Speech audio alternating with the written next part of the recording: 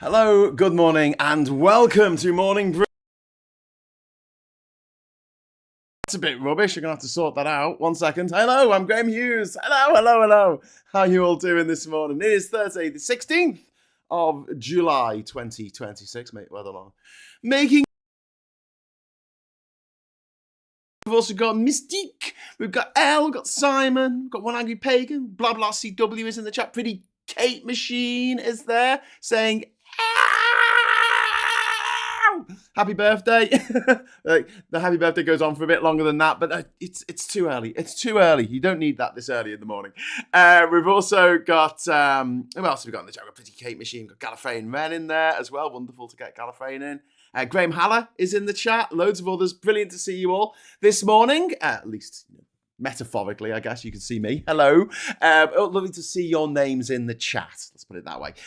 So if you'd like to join our friendly friends in the friendly chat, all you need to do is hit the friendly subscribe button and wait for approximately 1 of your Earth minutes, and you will be able to join in the chat. But don't be a troll. We don't abide trolls here. No trolls, no bots. We're not like a bridge that needs a troll underneath it to, take tolls out of people as they go over the bridge. Is that where the word toll comes from? Does it come from trolls under the bridge? I need something to let you cross my bridge. Anyway, so I know the title and the thumbnail of today's show is a little cheeky, since it was England. It was the England team that lost last night in the round ball trophy tournament. However, the actions of the Argentinian players after they won, it little bit of looking into, just a little. So we're going to talk about that. We're also going to talk about the British steel has been nationalised. The UK economy has grown a tiny amount. Keir Starmer's final PMQs, if you didn't watch that yesterday. We've also got stories about newborns are going to be screened for spinal muscular atrophy.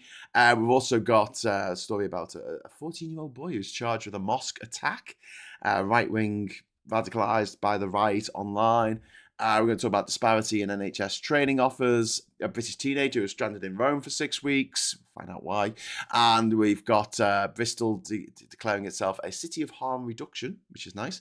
We've got the really upsetting news that 2 boats carrying more than 500 people feared dead off the coast of Myanmar or Burma. We've also got Russian missiles that came in last night and struck districts in Kyiv. We've got there's a New Zealand record breakers. No, they recorded their first bird flu case in New Zealand, which is a bit worrying because New Zealand's the place we're all going to go, right? When it all goes to shit, when the zombie apocalypse comes. Yeah, and then also France is moving on the old assisted dying law, which died a death, ironically, which was assisted in its death by 5 members of the House of Lords earlier this year, but it's coming back in our country, in the UK, hopefully in the autumn. Right, the whole point of FIFA World Cup is to put politics aside, says Liam. Yes. Now, England lost the World Cup match last night. 85 minutes. 85 minutes in, we were 1-0 up. 85 minutes of a 90-minute match, we were 1-0 up.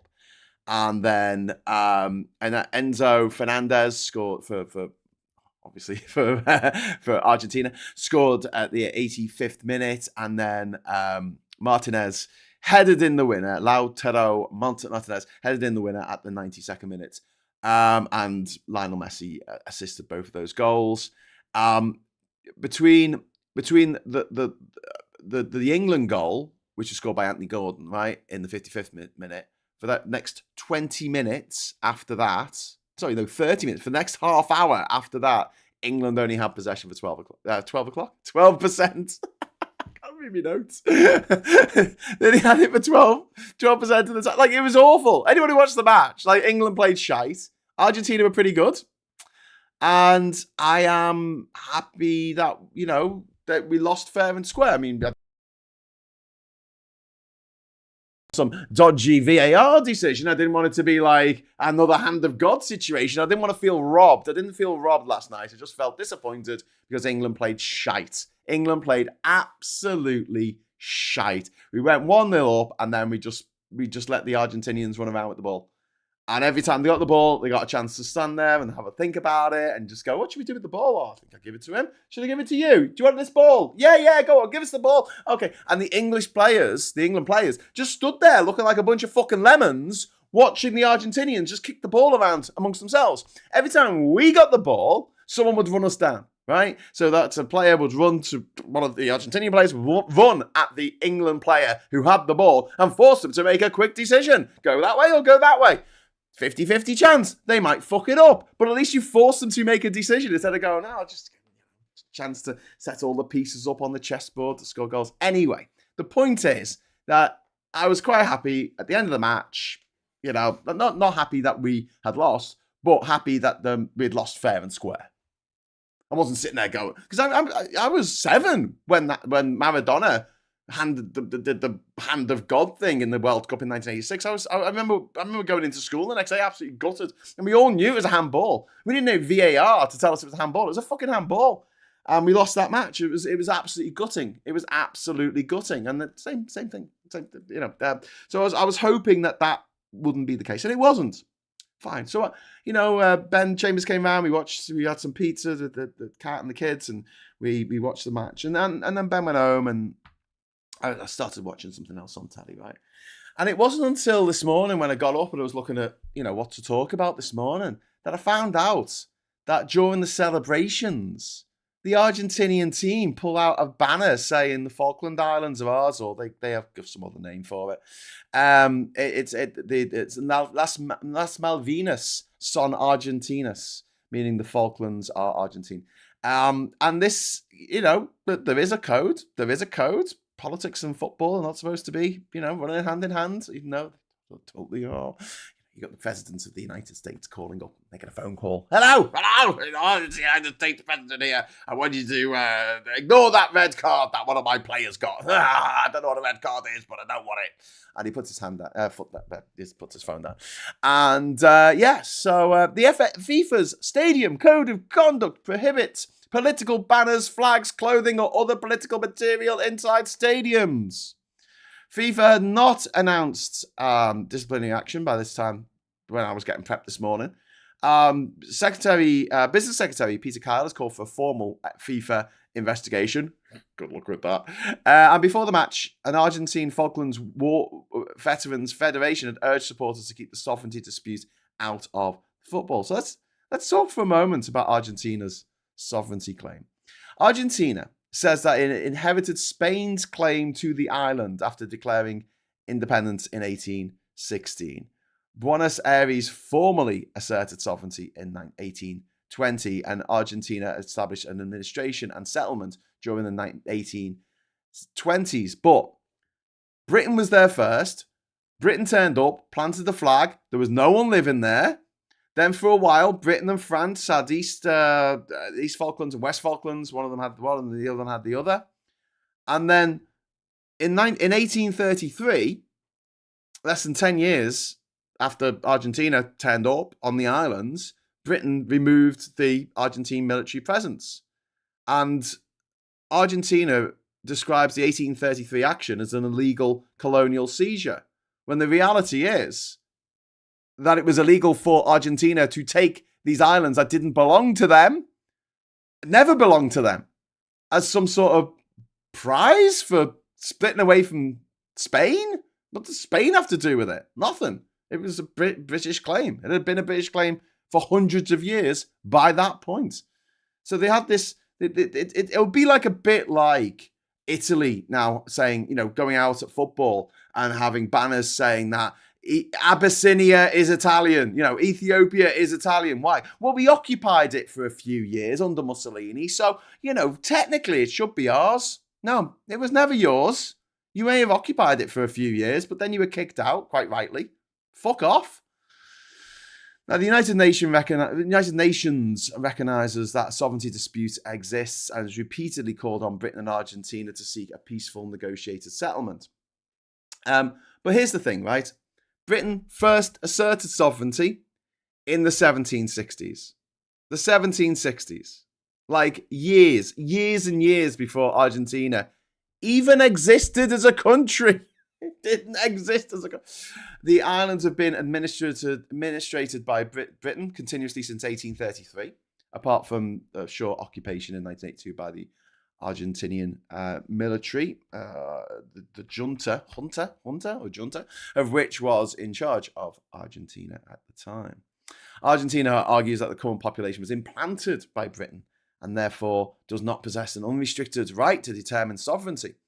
Britain argues that the islanders possess the right to self-determination under the UN Charter, and in a March 2013 referendum, the 1,513 voters supported remaining a British overseas territory. 3 people voted against.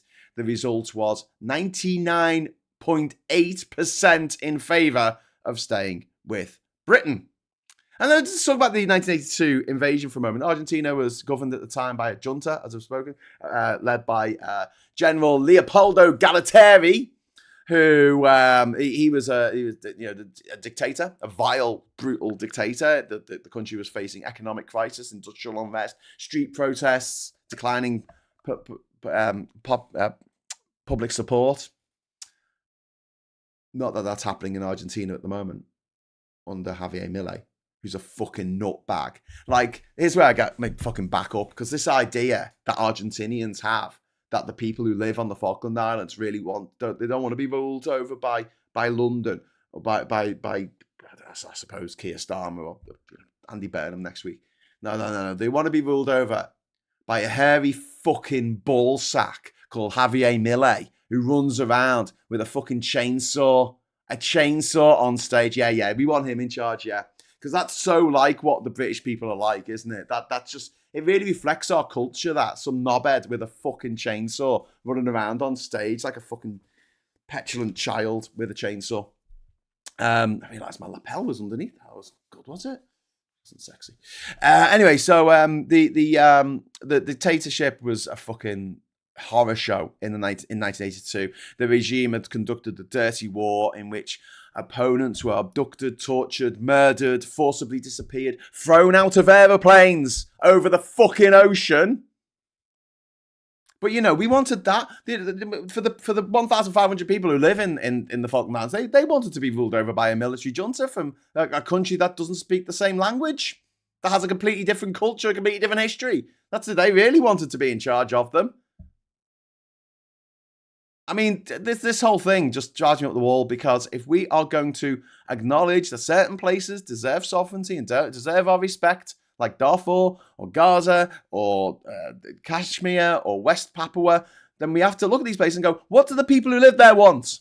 And we hardly ever do this. And in this case, we did. We said, what do you want? And 99.8% of the people who live there said, we don't want to be Argentinian, thank you very much. They've got a hairy fucking ballsack in charge. Well, he wasn't in charge when that vote was taken. I'm kind of guessing that if they did another vote now, it'd probably be 100%. It'd probably be 100%. I think the 3 people who voted to join Argentina were possibly drunk. I don't know. But yes, the invasion in 1982 was intended to generate nationalist support for a government that was failing. An unpopular, failing government. This is what fascists do all over the world. They go, I'm not being very popular at home.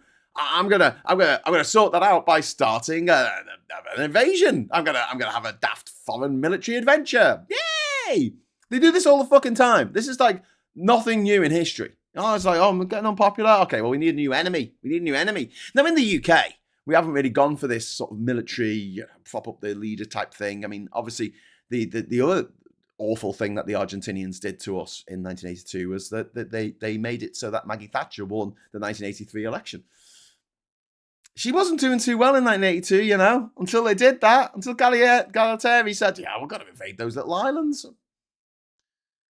Anyway, so Argentina expected Britain to either decline to fight or be unable to retake the islands. And they invaded on the 2nd of April 1982, and very soon, they removed the British administration, and the UN Security Council condemned the use of force and demanded an Argentine withdrawal. Britain sent a naval task force, and Argentina surrendered on the 14th of June after a 74-day occupation. The conflict killed 649 Argentinian military personnel and 255 British combatants because of Argentina's greed. And we're going to get into this because this is basically all about fear and greed. As most, I was going to say Britain doesn't go in for this kind of thing. It does, just in a different way. Instead of going, oh, we're quite unpopular and no one likes us, what we'll do is we'll go and invade another country. What we do is we say, oh, we're quite unpopular and no one likes us, so we'll leave the EU, or we'll go to war against trans people. We pick our fights. Not that makes us any better in the long run. I don't give a fuck. All I care about is what the people in each place in the world want to be. All right? If there's a vast majority, 99.8% of Scottish people did not want to be part of the United Kingdom, then go with God. Like, seriously. Like, how can anyone argue against that? While it's 50-50, I think there's some wiggle room there. Because you're going to upset 50% of the population. Same with Wales. Same with Northern Ireland. Like, yeah. Anyway, so Argentina's defeat led to the collapse of the junta and the restoration of democratic government.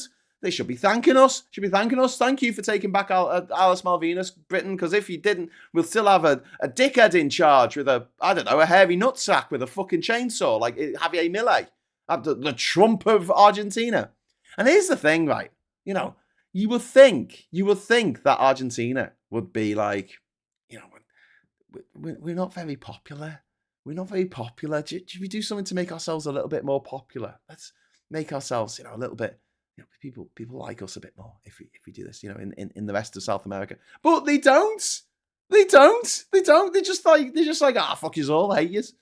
And then they get the backs up of Chile, of Paraguay, Bolivia, Uruguay, Brazil. There's always these fucking disputes going on.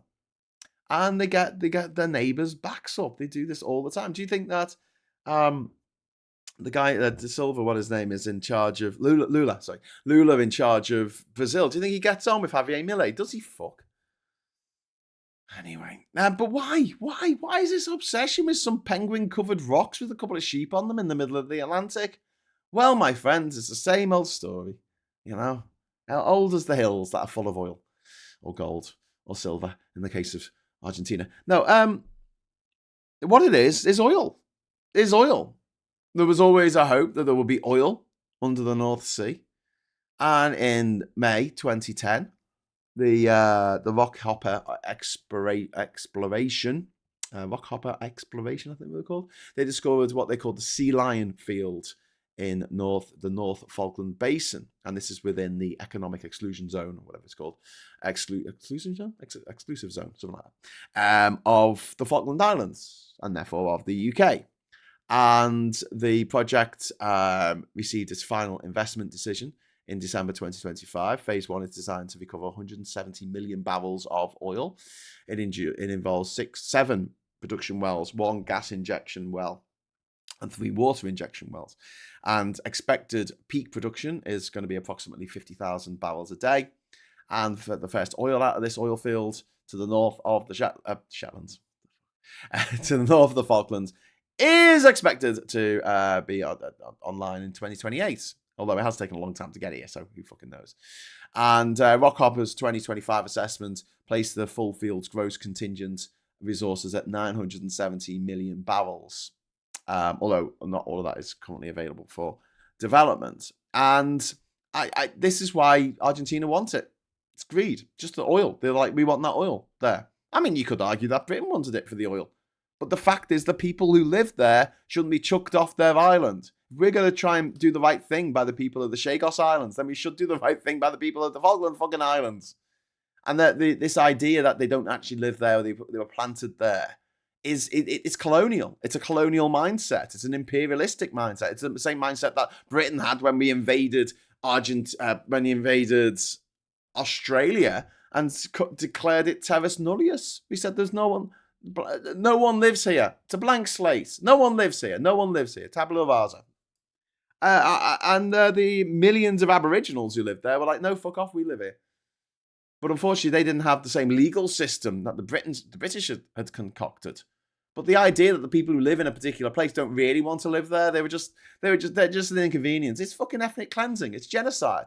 Well, what's the difference between them trying to get rid of people in Kosovo, Serbians trying to get rid of people in Kosovo in the late 90s because they are ethnically Albanian, because Kosovo used to be part of Albania, so of course there's got to be some Albanians there. What's the difference between that? Or what's the difference between what's happening in Gaza, where the Israelis are just trying to kill people who are from Gaza?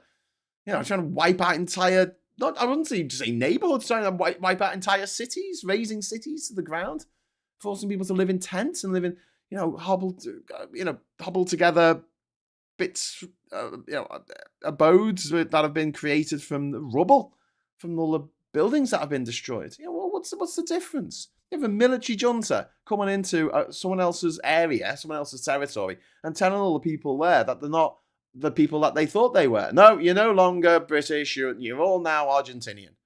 Oh, I don't want to be Argentinian. Well, fuck you.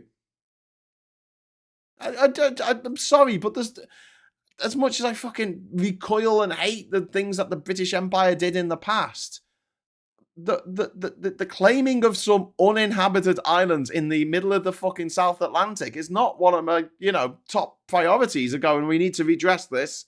It's like, should we get the South Georgia Islands back to fucking who? I don't know. No one wants to live there. Do you have to get Pitcairn Island back? I mean, people live there. There's a bunch of criminals live there. They had to build a prison to put the fucking criminals in. So maybe. Who do we give it back to? I don't fucking know. The Polynesians? They never lived there. But, whatever. Meanwhile, French Polynesia's sitting there and you're going, French Polynesia. What's France got to do with Polynesia? But there you go. Boba Fetty for Elle's birthday. Yay. Okay, we will get Boba Fetty. Let's get that set up then if we're demanding Boba Fetty. Hang on a second before you chip in. Before you give the organ grinder some hang on. I put confetti. I wanted to put Boba Fetty, didn't I? Boba Fetty. Okay, I promise Boba Fetty. Right. If we get 5 super chats over the next 2 hours. Yeah. And fun facts, there are 5 species of penguin that live on the Falkland Islands. Gentoo, most common. King, rockhopper. Magellanic, how do you pronounce that? And macaroni. Macaroni. There's a macaroni penguin. Oh my god. A macaroni penguin. That's now my favourite thing in the world. Macaroni penguin. That sounds brilliant. Anyway, let me just talk about oil for a moment and how oil has just fucked everything. Now, we need to talk about the Chaco War, which is fought between the countries of Paraguay and Bolivia, which are next to each other, 2 little basket cases in the middle of South America that neither of them have access to the water. Paraguay, what's it called? To the sea. Bolivia did used to have access to the water, but it fought a short and unsuccessful war against Peru and lost its access to the sea. Or Peru, or Chile, or something. I don't know, what other countries next to it. And there was a subsequent conflict in the 1930s between Bolivia and Paraguay. And the conflict developed over an unresolved border dispute over the Gran Chaco. I've told you about this before, but after Bolivia had lost its access to the Pacific coastline, to Chile, it wasn't to Peru actually, it was to Chile, they sought access to the Atlantic through the Paraguay River. And both governments believed that the region, the Chaco region, might contain valuable oil deposits. And meanwhile, Standard Oil, or SO, see where they get the name from, or Exxon as it's now known in the States, Standard Oil operated in Bolivia, while Royal Dutch Shell had interests in Paraguay and Argentina. And there's little hard archival evidence that claim that oil companies directly caused or controlled the war. But basically, there was a big fuck-off war between these 2 countries, fought over the Chaco region, which is an area of badlands where no fucking crops grow, and you don't want to live there because there's no fucking water. It's badlands, it's a bit shit. And loads of people fucking died. Thousands of people fucking died in this fucking huge fucking war that these two countries had. And that's SO, which were Standard Oil, which were on the side of Bolivia, and we have Royal Dutch Shell on the side of Paraguay. And whichever way you cut it, the result is the same. Like, the oil expectations increase the perceived value of the territory of the Chaco. But then it turned out after the war, after thousands and thousands of people had died fighting a war on behalf of these two oil companies that were squabbling over who would get the oil fields in Chaco, the Chaco region. You know what? You're going to guess the punchline to this, aren't you?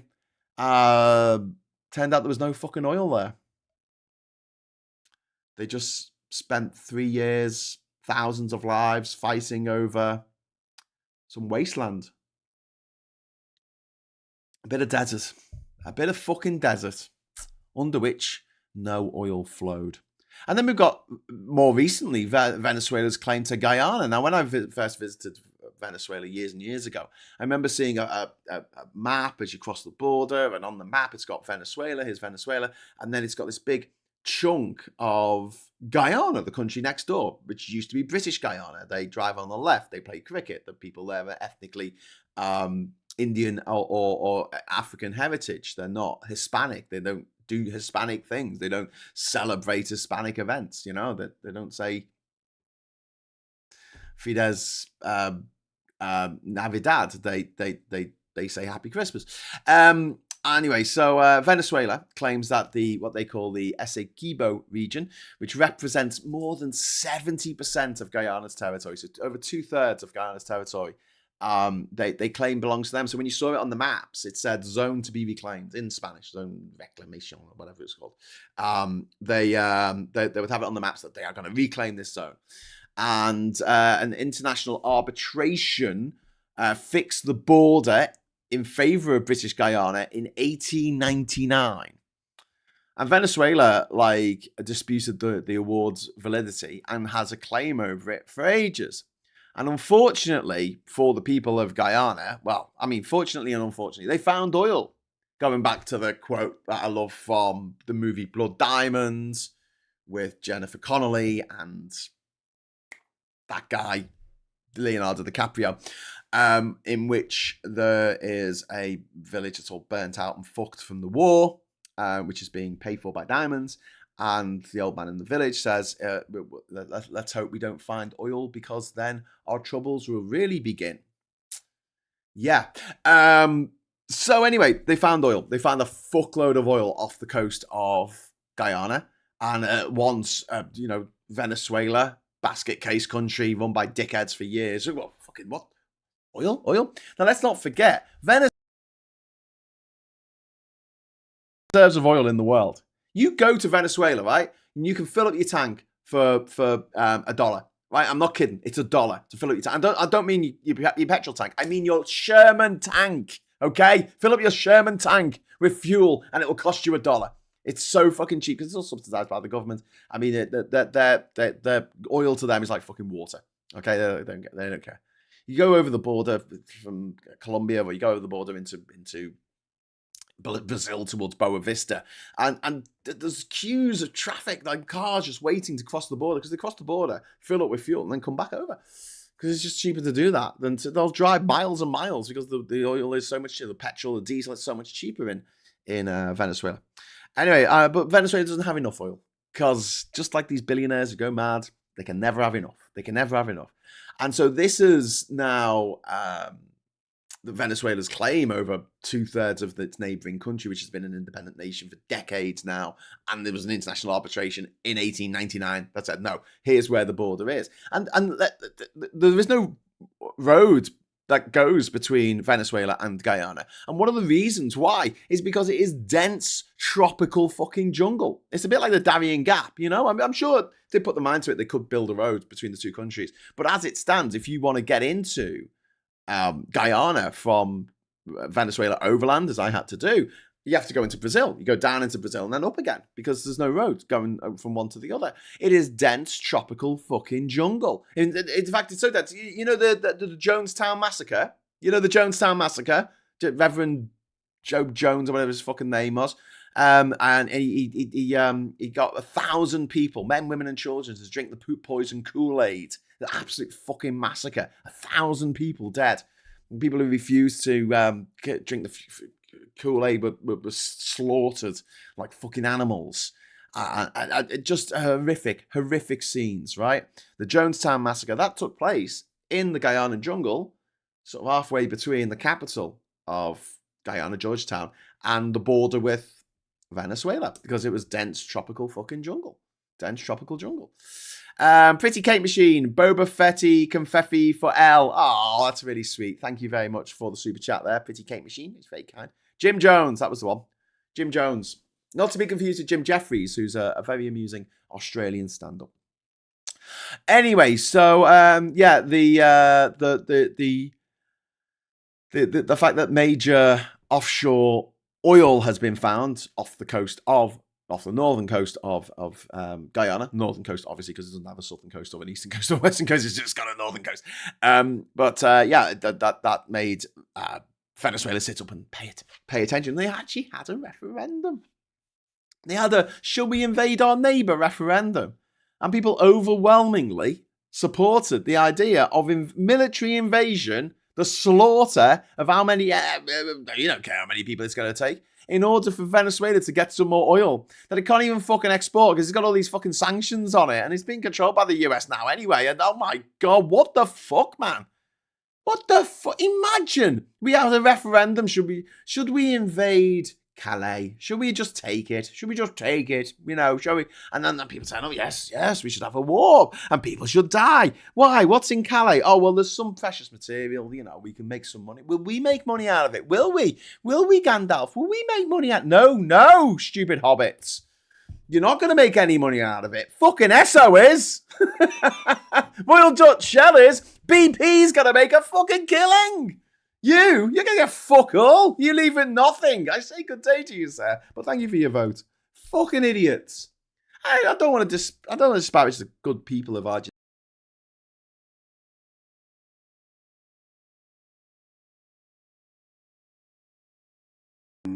Hey, and I'm back again. Hello, everybody. Fucking hell, that was annoying, wasn't it? Chat still works though. Yeah, Graham's been silenced. Argentinian sabotage. No, my OBS decided that I didn't want to play my foolish games anymore. I might just stop this animation in the corner takes up loads and loads of fucking CPU. It takes up about 10% of my CPU. It's just that animation, the steam. Come on, I've got to fix that. OBS crashed. Yes, it happens all the time. Anyway, so yeah, let's talk a little bit to go back to FIFA, right? In the 2022 World Cup, Serbia displayed a flag depicting Kosovo as part of Serbia with the words "No Surrender" on it. The flag was displayed inside Serbia's dressing room rather than on the pitch, and FIFA fined the Serbian Football Association 20,000 Swiss francs. No equivalent sanction has been mentioned about Argentina, and it wasn't even in their dressing room. This was actually out on the pitch. But, you know, are FIFA going to do anything about it? Are FIFA going to ban them for 5 matches? I don't think so. In May 2015, the US Justice Department indicted 5 FIFA officials and 5 sports marketing executives on racketeering and corruption charges. 4 individuals and 2 companies had already entered guilty pleas when those indictments were announced. 16 additional football officials were indicted in December that year. 8 further guilty pleas were announced at that time. By June 2022, the Justice Department had approved the distribution of more than $201 million to organizations recognized as victims of FIFA's corruption scheme. $200 million. That's not the money we're talking about here. Absolutely crazy. So I don't think FIFA are going to do anything about this because, you know, FIFA's corrupt as fuck. But it's left a bad taste in everyone's mouth. Like I said, if they'd just beaten us fair and square, which they did, and then just left it at that and had some celebrations, jumped around, took the shirts off, went their heads, whatever, But getting that banner out, threatening the people of Stanley, threatening the people of the Falkland Islands, why? What are you doing this for? You know? Why? What is the fucking point? It's 2026. Why do you give a fuck? Oh, there's oil there. We need the oil. They may as well unfurl the banner saying we fucking love oil. Can we fuck some more oil, please? Let's fuck some oil. Let's fuck some cars. Let's fuck some guns. But yes. Anyway, so Francis Winrow, thank you very much. Thank you all. Thank you all. Grant Xhaka got fined for an Eagle celebration scoring against Serbia. Yeah, I mean, people in fact, I just don't think there's anything's going to happen this time. I just don't think in this particular instance anything is going to happen. Because yeah, FIFA, FIFA are the worst. They're the absolute bloody worst, mate. They're the absolute bloody worst. I tell you, the worst. I don't know why my super chat isn't working. Why is my super chat not working? My super chat button. We got badges, trans flags, gay pride flags. There when Gallifreyan men's feed. So thank you very much. Thank you, Gallifreyan men. But yes, Argentina are a host for the opening game of the 2030 World Cup. Well, I'm supporting Spain on Sunday. Are you supporting Spain? Cymru, they already did all they needed last night. Let's go, you Wadford and Argentina. What against Spain? I'm almost rather have Spain win, but wow, Cymru, you really, yeah. I mean, wow, okay. I think some Welsh troops died in the Falklands, but whatever. I mean, I guess they shouldn't have been there. I guess just a static image. It's only you that cares. Just have a static image, Graham. It's only you that cares about the stream. That's not true, Martin Harrow. That is absolutely not true. I mean, you might not care about it, and I do care about it a lot. So yeah, I find that a little bit, you know.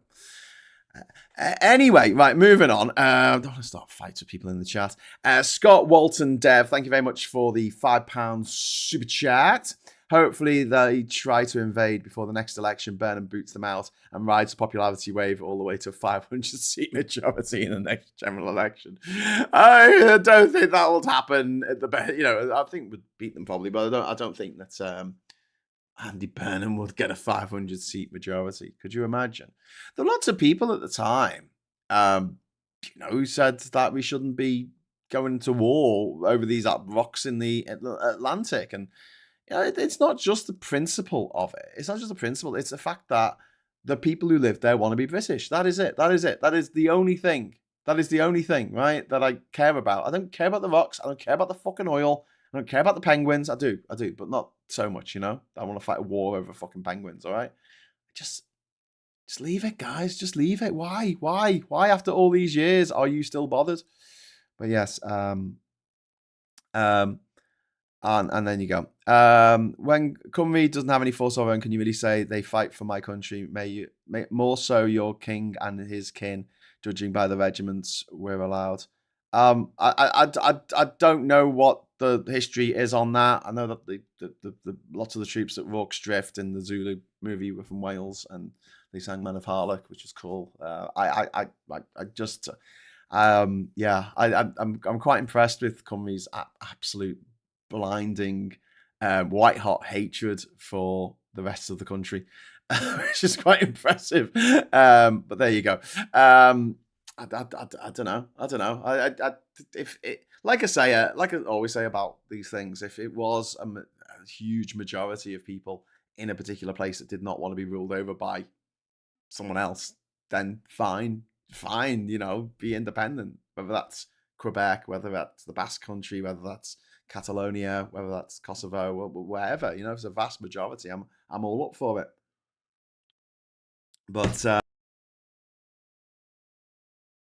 vast majority of people in Wales don't actually want to be independent at the moment. I mean, try and convince them, but I'll give you a little bit of advice. This is my top tip, right, for independence here, because I'm a big supporter of self-determination. Just going on about how much you hate the people who live next door, when a lot of the people who live next door have got ties with the people who live in your house. is probably not the best approach, I'll say, So my sister, born in Liverpool, but married a Welshman, her sons, she lived in Wales. They all grew up in Wales, and they all speak Welsh. And but they've got very, very close ties with Liverpool, with England. So, what do they do? I don't know. It just seems a bit. I get that some people in Wales and Northern Ireland and Scotland and fucking arguably Liverpool, the People's Republic of Liverpool, would be quite happy to tell everyone else to fuck off. But I would like to see more devolution, more powers going to the regions of this country. Absolutely, 100%. Yeah, I'm all for that. But as for going it alone, and I will 100% support it once a vast, overwhelming majority of people in that place want that, which they might do, over time, things will change. They always do. The Plaid Cymru is doing better than ever before, and it's got a few members of Parliament. It's got in Westminster. It's got it's in charge in Wales. Labour aren't doing so well in Wales, to put it mildly. But at the same time, when we go, Scotland doesn't get any representation. Well, we had a Scottish Prime Minister in Tony Blair, who's born in Scotland, so he could play for Scotland if he played football. And then we had Gordon Brown, who was Scottish, I think. We've had loads of doctors, Doctor Who's, who were Scottish. We've had, I think we had more Scottish doctors than anywhere else, than Liverpool. We've only had 2 Scouse doctors, haven't we? And we've had, 3, 4 Scottish doctors? Sylvester McCoy, he's Scottish, isn't he? Is he? He looks Scottish. Ncuti Gatwa is Scottish. David Tennant's Scottish, although he didn't have a Scottish accent for, don't know why not. Peter Capaldi, obviously he kept his Scottish accent. But yeah, they've had 4. They've had 4. But the point is that, they've also been Welsh. Anora Bevan, famous person in the Labour movement was from Wales, and also our Prime Minister during the World War One. Fuck. Here you go. It's me delving into bloody the history books. What's his name? For some reason, I got Woodrow Wilson stuck in my head, and I'm like, no, I'm pretty sure that was an American president. What was his name? President, Prime Minister of the UK. Hang on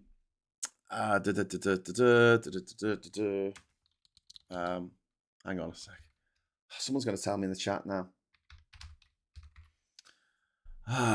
David Lloyd George. That's it. David Lloyd George. God, I can't remember. Born in Manchester, but he grew up in Clansumdry. Clansumdry? I'm butchering that fucking pronunciation, aren't I? He took office in 1916, and he remained Prime Minister until 1922. And his first language was Welsh. I love, when you get racists who go, fucking people don't speak English. People David Lloyd George, Prime Minister of the UK, when we won World War One, his first language was Welsh. There you go. So it's Chan Stim Du I. Chan Lun Stim Du I. Oh fuck it, I can't do it. I'm just gonna piss off Cymru even more. Anyway, so yes. Do you know Cumbria and Cymru are the same etymological root? Obviously, that makes sense when you say it out loud. Cumbria in the northwest of England. Well, Celtic roots. But yeah, I mean, and also another thing that I will point out is that the borders between our nations are really fucking arbitrary. They're really fucking arbitrary. Like where you walk a little bit out of Chester and then you're suddenly in Wales, and then you come back. And it's like, well, does this deserve to be part of Wales? The Wirral Peninsula isn't Wales, it's England, but arguably, I mean, we see people over the Mersey is practically Welsh anyway. And Taran Egerton, who speaks Welsh, speaks fluent Welsh, he was born in on the Wirral Peninsula, wasn't he? But he's a Welshie. Cumbrian still speaks Brythonic, unlike other parts of England. Cornwall is not part of England. It's her own country. The One-Legged Pagan says, the only reason why Argentina isn't my favourite fossil record is because my favourite non-avian dinosaur is Tyrannosaurus Rex. No Rexes down there. No fucking Rexes. No kings. No kings. Is that a no kings protest down in Argentina? Okay, let's move on. Let's move on. Kit Knight, thank you very much for the £2 super chat. That's very kind of you. Morning, in Graham. Thank you. That's very kind of you.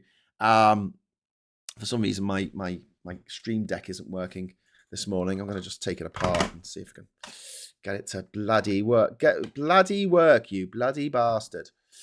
Let's have a go. Super chats. Super. That's not working.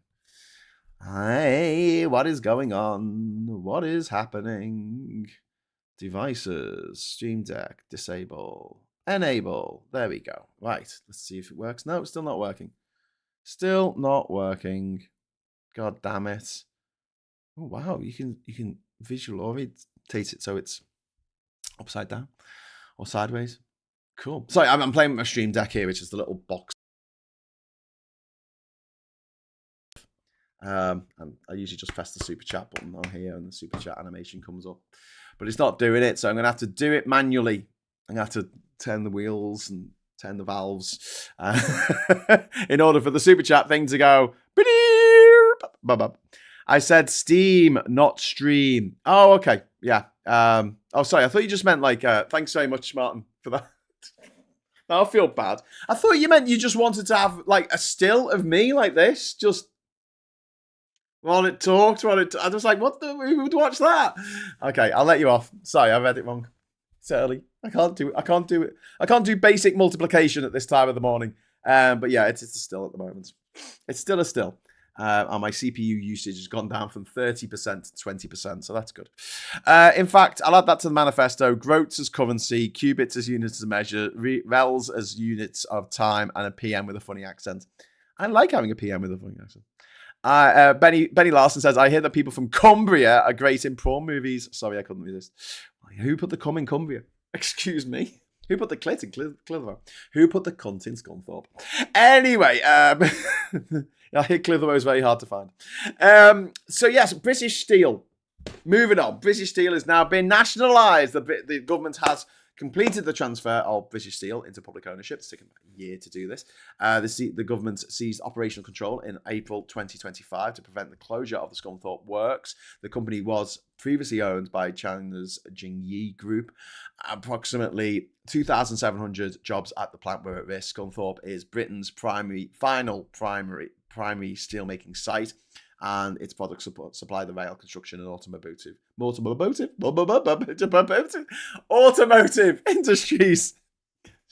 Can't do long division this time of the morning either. A new management team will oversee production, safety, and plans for lower carbon steelmaking. So that's good news. That is good news that we need to keep making steel, because all countries, if you want to talk about energy self-sufficiency, you also kind of need steel self-sufficiency. And we have a lot of projects going on right now. It's got HS2 to finish fucking building. It looks like Andy Burnham might revive the route from Manchester to from Birmingham to Manchester. I suggest he starts in Manchester. Start in Manchester, mate, and then go down. So yes, also I mentioned earlier the UK economy has grown by 0.1% in May. Yay! And it contracted by 0.1% in April. So it's back where it was. Services have grown by 0.3%. Industrial production fell by 0.5%. Construction has declined by 0.8%. GDP increased by 0.7% across the 3 months ending in May. Output was 1.3% higher than in May 2025. So, output up, GDP up, and, just by a little, just by a smidge. But that's kind of despite the best efforts of Donald Trump to fuck our economy, which he's trying to do. He's trying to fuck all the economies in the world, including his own. Yesterday, we had Keir Starmer's final PMQs. They all got a bit teary at the end. There was an MP who stood up and had a little bit of a cry. Bev, was it? What was her name? I've forgotten. I'm going to look it up because I made notes yesterday. Let's have a look at my notes. What was it called? PMQ's last Starmer. Caroline Harris stood up. And she had a little bit of a cry. We love you, Keir. He said, this is the end of my political journey. So I don't know if he's standing down as an MP as well. I don't know. He defended the government's record on the economy, NHS waiting lists, child poverty and defence. Didn't defend the government's record on trans issues because he can't. Kemi Badenoch thanked Starmer's family for the sacrifices involved in his time in office, and Starmer thanked Badenoch for the kindness that she had shown him privately, behind the scenes. And he offered his full support to his successor, Andy Burnham, with a couple of jokes about that thrown in for good measure. The fact that he has been dethroned, defenestrated by the evil people in Labour. And it's like, oh God, I just keep seeing these messages go, why are we changing? Look, Keir Starmer's fucking really unpopular, okay? He's really fucking unpopular. What do you want? Do you want to win the next election? Yes or no? Do you know what this is? This is like, we have a football team and there's a striker and he just can't score any fucking goals. Every time he gets anywhere near the goal, he just spoons it over the top, right? He never gets it in the fucking goal. And we go, right, we're going to swap him out. Oh, no, we need a democratic vote on that. Then what's the fucking point? We've got this star striker. He's absolutely fucking brilliant. He scores every fucking goal up to this point. You know, he scored thousands of goals. And you don't want him. Well, yeah, we do want him, but we want to have a vote so we can definitely choose him. We want him to be done. Excuse me, last time we did that, we ended up with some guy who was fucking useless. He took us out of fucking Europe and lost 2 general elections. I'm not doing it again. I'm fine. Look, I'm a Labour member. I don't give a fuck. Just get rid of Starmer. He's quite unpopular. You know, seems like a decent man, all things considered. But he made some fucking boo-boos. Some massive fucking fuck-ups. Someone described it the other day. Sideshow Bob standing on the rakes. Rake to the face. Standing there, rake to the face. Rake to the face. So, yeah, off you pop. Up you jolly well pop, Keir. But, you know, I bear no ill will against him. I think he did well turning Labour around and getting the Tories out of office and, you know, managing to make people more scared of having another 5 years of the Tories than they were of having 5 years of something different in Labour. So, next up, we got the story that newborns will be screened for spinal muscular atrophy. This is a universal screening. Will begin in October next year. A pilot covering approximately 72% of newborn babies begins in October this year. The test will use blood collected using the existing heel prick procedure. Spinal muscular atrophy affects approximately 1 in every 10,000 babies. Around 48 babies are born with the condition each year. In the UK, treatment before symptoms can prevent severe disability and early death. So this is really, really good news. That we have this set up to mean even fewer babies die, because, you know, back in the past, pretty much all the babies died. Like, that was just very normal for babies to fucking die. I think it was Queen Anne. Did we mention Queen Anne? Was it Queen Anne who got pregnant 18 times? Didn't have a single fucking baby that lasted more than 5 years. She had a number of miscarriages. She had a number of stillbirths. She gave birth to some kids and they died quite soon afterwards. And she was the richest person in Britain at the time. Yeah. So yeah. But yes. Anyway. Burnham rumored cabinet picks are concerned. Mahmood as Chancellor is batshit, says Bowles-Cobb. Let's see what happens. And then we can bitch about it. Let's not bitch about it before it happens, because it might not happen, you know? Like these people who made videos yesterday going, England are definitely going to beat Argentina. And you're like, are they though? Are they? So yes, that was a bit of good news. Now a bit of shit news. A 14-year-old boy from South London has been charged with preparing acts of terrorism. 2 mosques in Sutton in South London were potential targets. Officers found documents of concern while searching his house. The original arrest concerned alleged criminal damage to a vehicle. He has been charged with racially aggravated damage, and the police are not seeking any other suspects. So he was originally arrested to do with damaging a vehicle, and the police found all this very hard right terroristic shit, which is the big problem that we're facing domestically at the moment. It's not from the threat from any given religion or ethnic minority. It's the fucking right wingers. It's the right wingers. They are fucking nutters. They are absolute fucking nutters. And we need to spend money on making sure that none of them can actually act on their dark desires, but B, we need to make sure that this timeline of this toxic manosphere that young men are getting online. They're watching, teenage boys are watching this bullshit of these fucking influencers running around lighting cigars with £50 notes and driving around in flashy cars and going, "Oh, that's the life that I want." And it's a mirage. It's fake. It's not real. It's not. They're selling a lifestyle that doesn't actually exist to people who are very impressionable at that age. And this, there is that. One of the more toxic things about the toxic manosphere is it's very difficult to escape because they don't give you advice on how to escape it. They don't want you to escape it. They don't want you to find a girlfriend. They don't want you to find someone else or a boyfriend. They want you to be miserable and lonely and not have anyone forever, because then you'll keep watching their videos and blaming women and blaming minorities for the situation that you've found yourself in, because you listen to these online fucking influencers who tell you that the best way to a woman's heart is to tell her to fuck off. It's not, I got a little bit of advice for you, mate. It's not. I'm not, I've been around the world. I've done quite well for myself considering, fucking ginge fella. I'm not particularly athletic and not particularly incredibly intelligent or anything. I'm just, just pretty good at picking up. I just am. Always have been. I've got the gift of the gab. It's my Irish ancestry. What can I say? Irish stroke Welsh ancestry. But yes, the BMJ has been on saying that they have analysed NHS England recruitment data for specialised medical training, and they found that black applicants received offers in 12% of applications. Asian applicants received 19%. Meanwhile, white applicants received 47%. They received offers in 47% of applications. Sorry.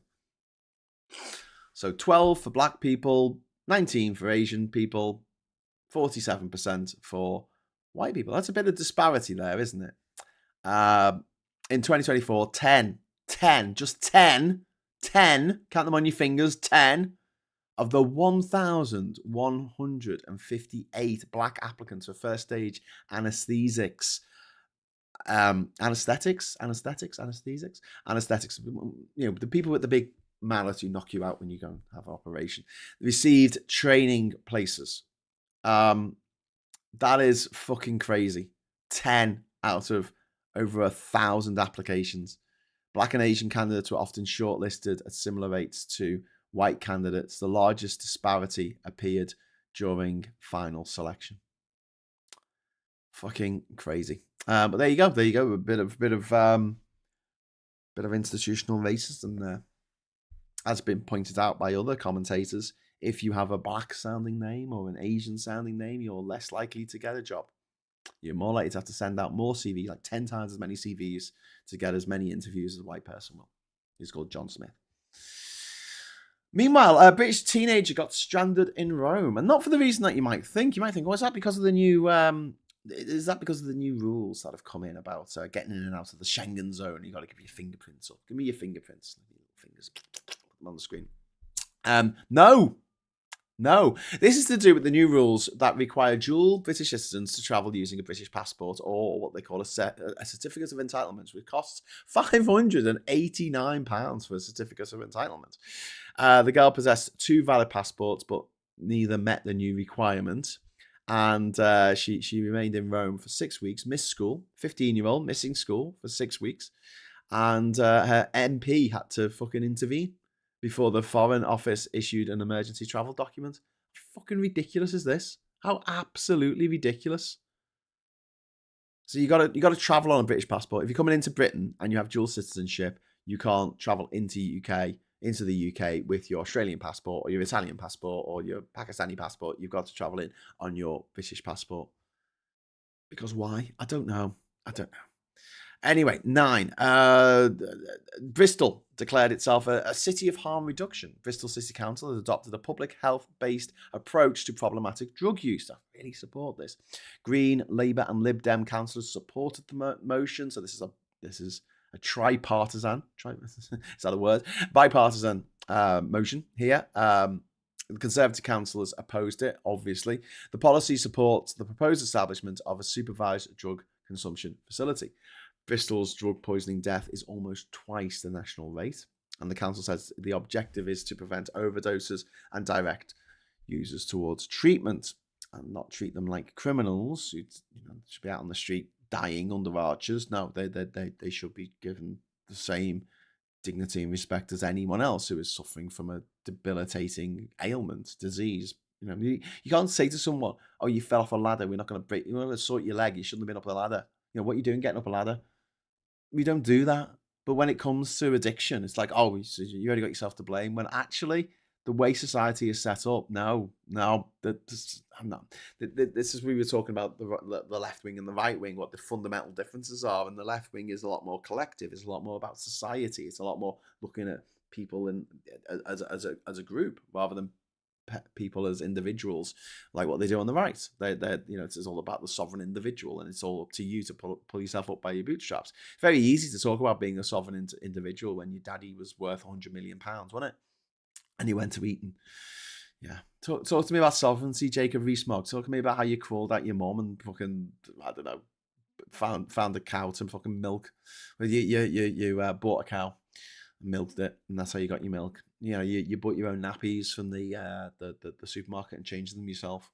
Honestly, you built your own road that took you to your school. You paid for yourself. Your parents didn't pay for you to go to that posh private school. You paid for it. Honestly, you did. You paid for all the sewers that were built hundreds of years ago. Well, 150 years ago for you to flush your shit down. You paid for all that, didn't you? Yeah, you definitely paid for all that. You definitely built all that infrastructure that you use.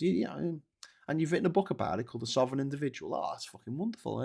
Who can read that? Oh, everyone can read it. Why? Because of our socialized education system that makes sure that every kid can read to a reasonable degree, or tries to anyway.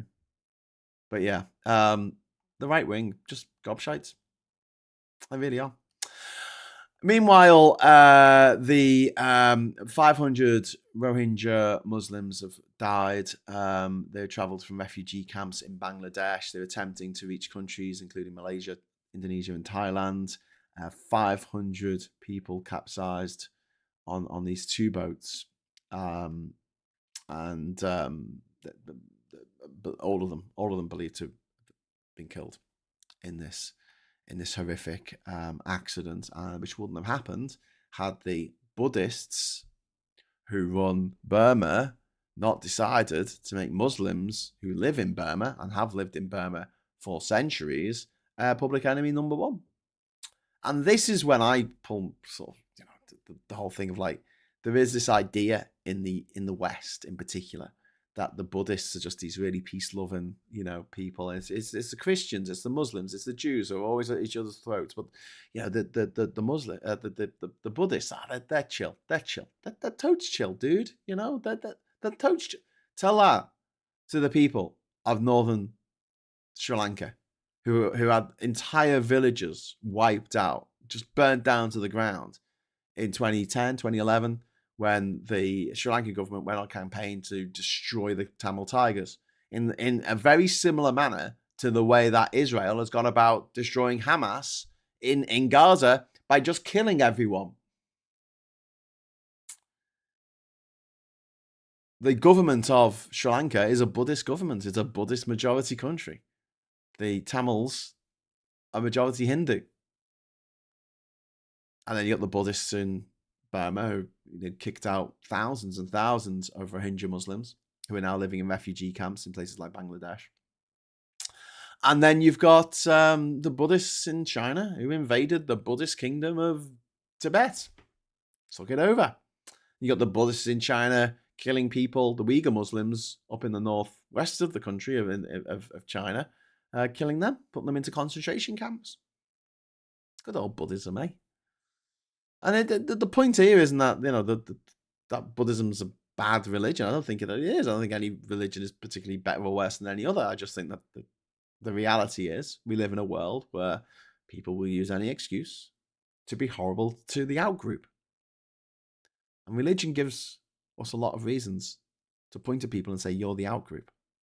And you would think that it was just different religions. Like you worship different gods, but not so, because the Muslims and the Jews and the Christians all worship the same God. And you think, well, within their own religion, obviously they get on. No, again, you're wrong. If you look at the Muslim religion, the Sunnis and the Shiites and the Kurds and the Sufis have hated each other for fucking millennia. Well, I don't think that the Sufis hate anyone. I think they're quite chill in general, but they're seen as witches and mystics and weirdos by the vast majority of Muslims in countries where Sufis exist still. The whirling dervishes. Sufis. And then you look at Christianity. I mean, there's so many different flavors of Christianity. It's insane. Fucking 57 fucking varieties. Heinz religion, that is, isn't it? You have these people, they're fighting for centuries over transubstantiation. A big schism between Protestantism and Catholicism is whether, when you take communion, right, you drink the communion wine, right, the Protestants believe that it's just symbolic of Jesus' blood. Whereas the Catholics believe that it magically turns into blood in your mouth and you swallow his blood, because that's something normal to do. And that's worth killing thousands, hundreds of thousands, millions of people over the years. But yeah, I get a bit antsy when people go, oh, it's just because of our stupid religions, which are warlike. And I'm like, well, I think they all are. It's just an excuse. It could be football. It could be which football team you support. Yeah. Could be anything. What we call a company you work for, what oil company you work for, whether you work for Esso or whether you work for Royal Dutch Shell. People find all kinds of, it could be sexuality, could be trans people. How dare you be trans? Why not? What's wrong with being trans? I don't know. I don't want to be trans. Okay, well, don't be trans then. I don't want gay marriage. Why didn't you want gay marriage? Because I don't want to marry a man. Okay, well, don't marry a man then. It's easy,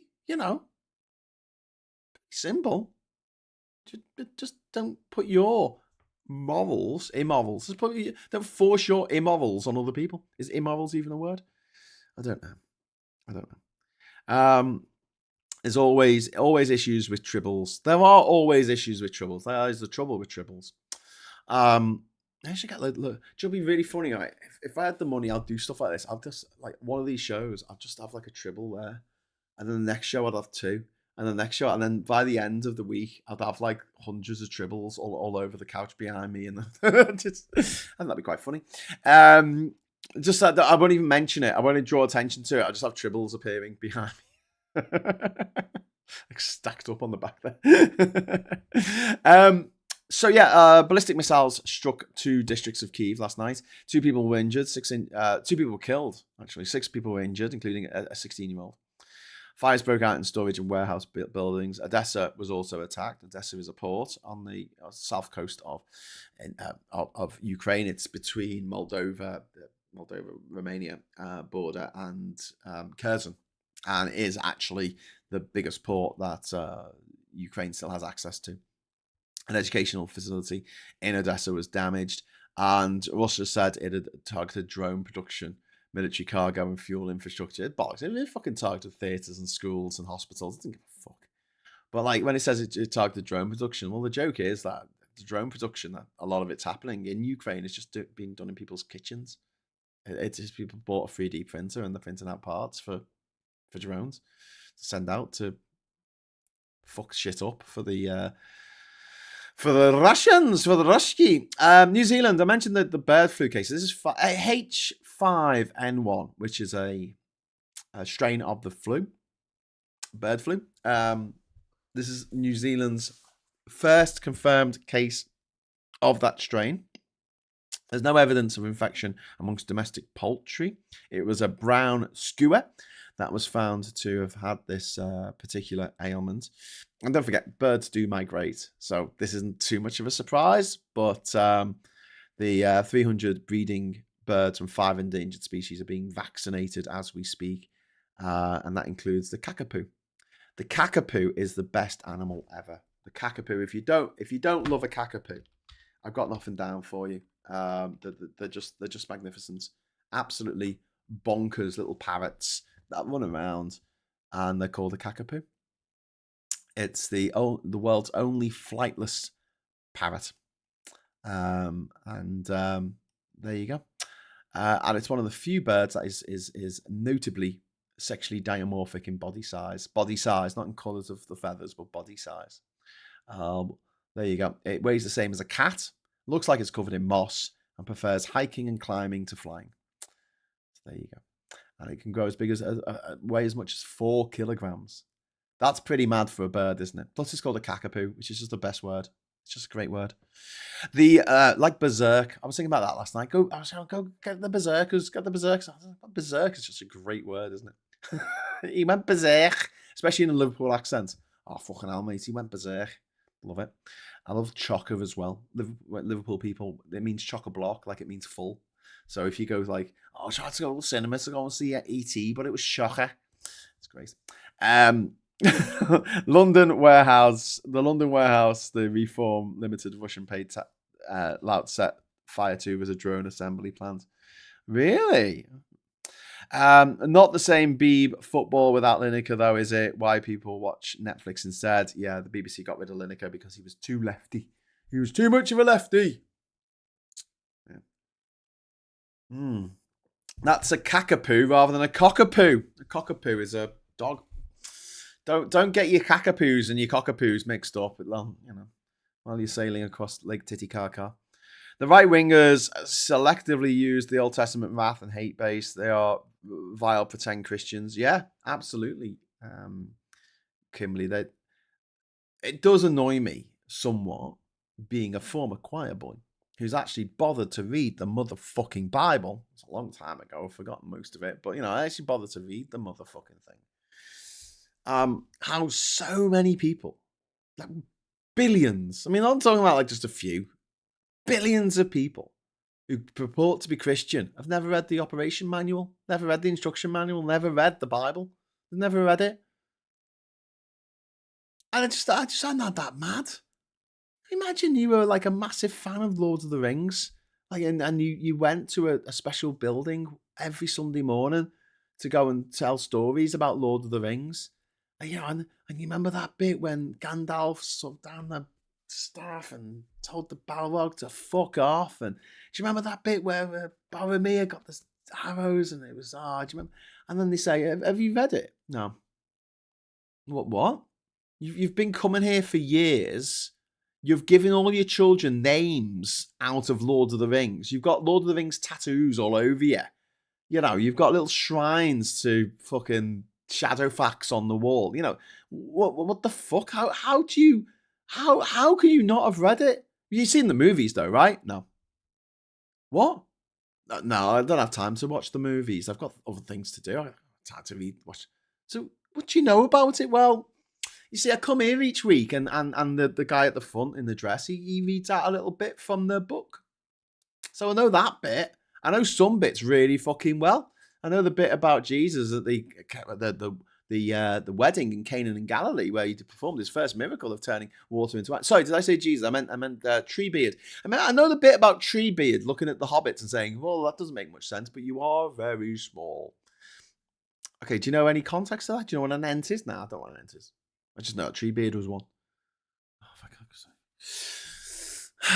Okay, cool, fine. Just don't look into it. Don't read the book. Don't actually bother to watch the movies. Just do what you got to do. And that's for me just the thing. At least at the very least, when children, the Muslim faith, study their faith, they read the fucking Quran. They read it. They actually sit down. They got to read it out cover to cover. In fact, if you go to a madrasa school, which are funded by the Saudis, hotbeds of extremism, if you think about it, there's madrasas stretching all the way from Morocco, all the way to across the Muslim world, all the way to Indonesia. And if you what in a lot of those schools, the way that you graduate that school is you memorize the Quran. You literally have to memorize it. And then once you memorize the Quran, you tell someone what happens in the Quran, I guess. And then they go, yeah, that's what happens. Great. Good stuff. And you graduate. That's kind of crazy, isn't it? It's kind of crazy. It's kind of crazy, I think. But yeah, cackapoos and cockatoos. And cockatoos? Cockatoos and cackapoos and the other one. The dog. The dog one. That's the one. Cockatoo. Cockers. They go. That's the noise they make. The little birds in Australia that make crazy noises. I like birds that make crazy noises. Pagan point out the Green Man was used to depict Jeebus in the early Anglo-Danes. The Green Man. It's Gawain and the Green Knight. Is it Gawain? Is that it? It's Gawain. I've had hate from the church personally. There have been a number of times I've been walking past the church that a vicar or whatever they are come out and call me a devil worshipper. Fucking hell, one angry pagan. That's fucking crazy. Can you film that next time that happens? Because that will go viral. That's mad. So you're walking past the church and a vicar comes running out the church and what were you doing? Were you wearing like a big like skull helmet with like big horns coming out? Did you have a chalice? Did you have like a chalice that was filled with blood? Did you have a t-shirt on that says Satan rules okay? Like what drove them to run out of a church and then come out and go, you worship the devil? That's crazy. Fucking hell. I'm sorry you had to put up with that shit, mate, but I mean that's a bit of an overactive vicar, isn't it? You worship the devil. Well, 77 million fucking Americans voted for the Antichrist to be their president. The Antichrist that their Jesus warned them against. It's funny, like American. One of the things with Christianity is they don't want you to read the book. They don't want you to read the book because there's all the inconsistencies, the fact that none of the Gospels actually match up with each other, and you know there's a big fuss made in one of the Gospels about the lineage of Joseph, who wasn't Jesus' dad apparently, or maybe he was, to have his lineage going back to King David. And a lot of Americans, especially, they don't want their congregation reading the Bible because they might get ideas like, let's be nice to each other. Let's love our neighbor. Let's not be a cunt. And they're like, no, not doing that. Not doing that. But I'm sorry that happened to you. I mean, all the vicars that I know wouldn't give a shit if I turned up in a. I mean, I think if I wore one of those t-shirts that says Jesus is a cunt, maybe they might say, oh, I'm not happy about that. But yeah, generally speaking, they seem to be a bit more chill. It was written in a dead language for a reason. Priests as translators was control. Yeah, but that's the thing, Boltkov. It's been available in English for hundreds of years. There was the Tyndale Bible and then eventually the King James Bible. What was that? The 1660s? 1600s? 1600s, right? King James Bible. So what? 400 fucking years, right? Almost. You've had the fucking Bible, right? Fucking read it. It's been in English. You can just read it. It's the language that you speak. King James Bible. 1611. So yeah, more than 400 years you've been able to read the authorized translation of the Bible, which was cribbed from the Tyndale version. The Bible lost me at Zombie Resurrection or the Magic Boat with the animals on board. At the TARDIS, I think it was called. Yes. Well, the Zombie Resurrection, I mean, before Jesus came back after 3 days, you had Lazarus who also came back after 3 days. I'm sorry, but rigor mortis is set in by then. If they were actually dead, they're fucked. They're not coming back. They're not. They're just not. And Jesus' miracles were like, okay. There's a bit where he drives some demons into some pigs and then chucks them off a cliff. No one ever talks about that one, do they? Do you remember that miracle where he got the demons and he put them in the pigs and then he threw them off a cliff? Oh, yeah, that was great, that bit.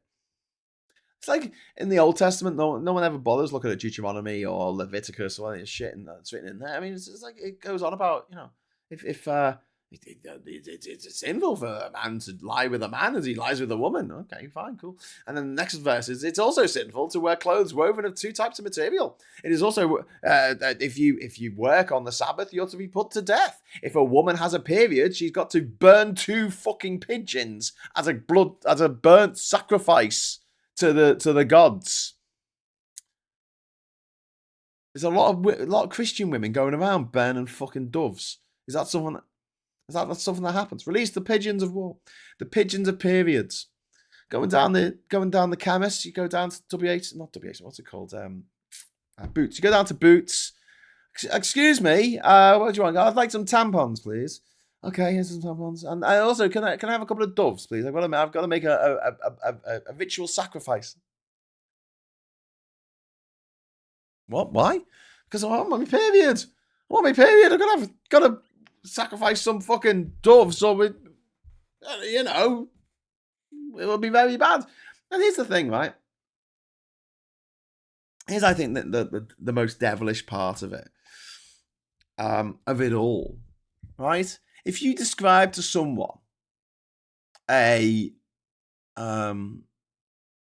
person who was alive in the 1930s and was in Germany in the 1930s and promised the Jewish people in Germany and Austria and Poland and Czechoslovakia and France and Denmark and Norway and Sweden, promised them that if the shit ever came down, they'll be on their side. He'll sort them out, right? And it'll be okay. It'll all be okay, right? Just trust me, bro. And then this all kicked off, and the Holocaust was happening. 6 million Jews fed into the fire, right? And this guy is like, he's got the ear of Hitler. Like, literally, he could just say to Hitler, stop doing this. And Hitler fucking would. Hitler respected him. Hitler was like, yeah, I'll do what this guy tells me to do. And he chose not to say anything. And he can't even claim that he didn't know what was going on because he was there. He was there in Auschwitz-Birkenau. He was there watching the slaughter, the gas chambers. He knew all about it. He saw the trains coming in, filled with people, leaving empty. He saw it all. And the people, and they cried out to him and said, will you please fucking help? And he just didn't do anything, right? Now, here's the thing. He didn't actively kill anyone.